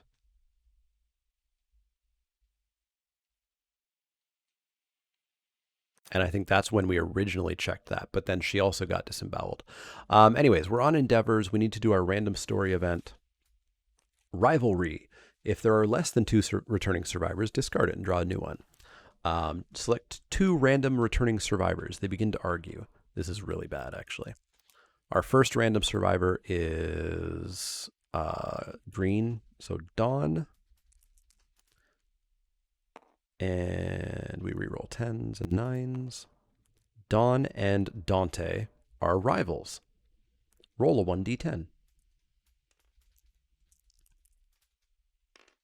2.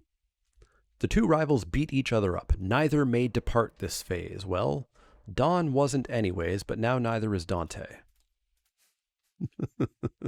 We need some babies really bad. Neither may depart this phase. Sure. That's honestly better than 4 through 8, where one of them gets a gaping chest wound, and then the rivalry happens again next year. There's a lingering effect of duel, although it's not that important. So we can throw that away because we're not going to be doing duel.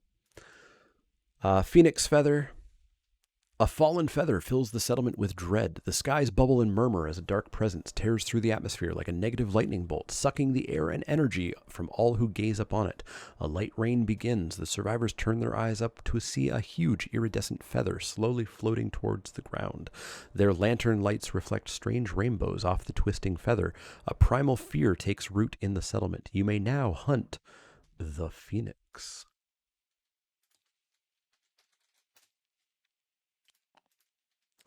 Add it to the quarry list. Nominate a single survivor to speak. They gain +1 courage and break the silence.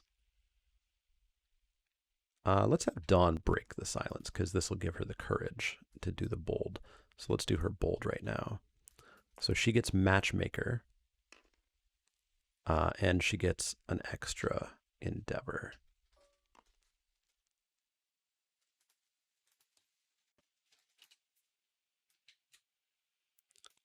So she is matchmaker. So when you are a returning survivor, you can spend an endeavor to intimacy. So we don't have to like randomly get intimacy. As long as she's returning, which I guess she won't next year, we can do intimacy. So we have a way to make babies. And now she needs to break the silence. She rolls a 1d10.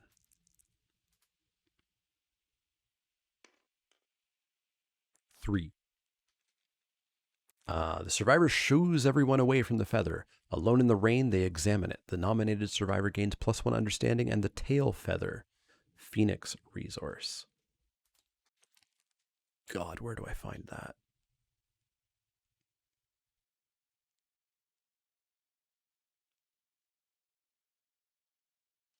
Monster resource archive.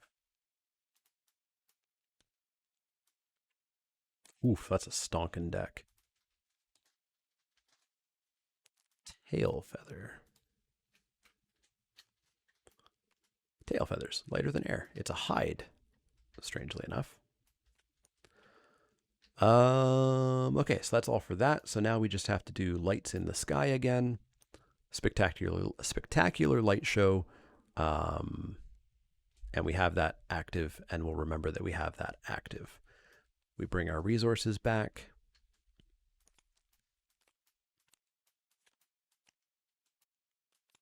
I guess we didn't get many organs, and we do kind of want to replace our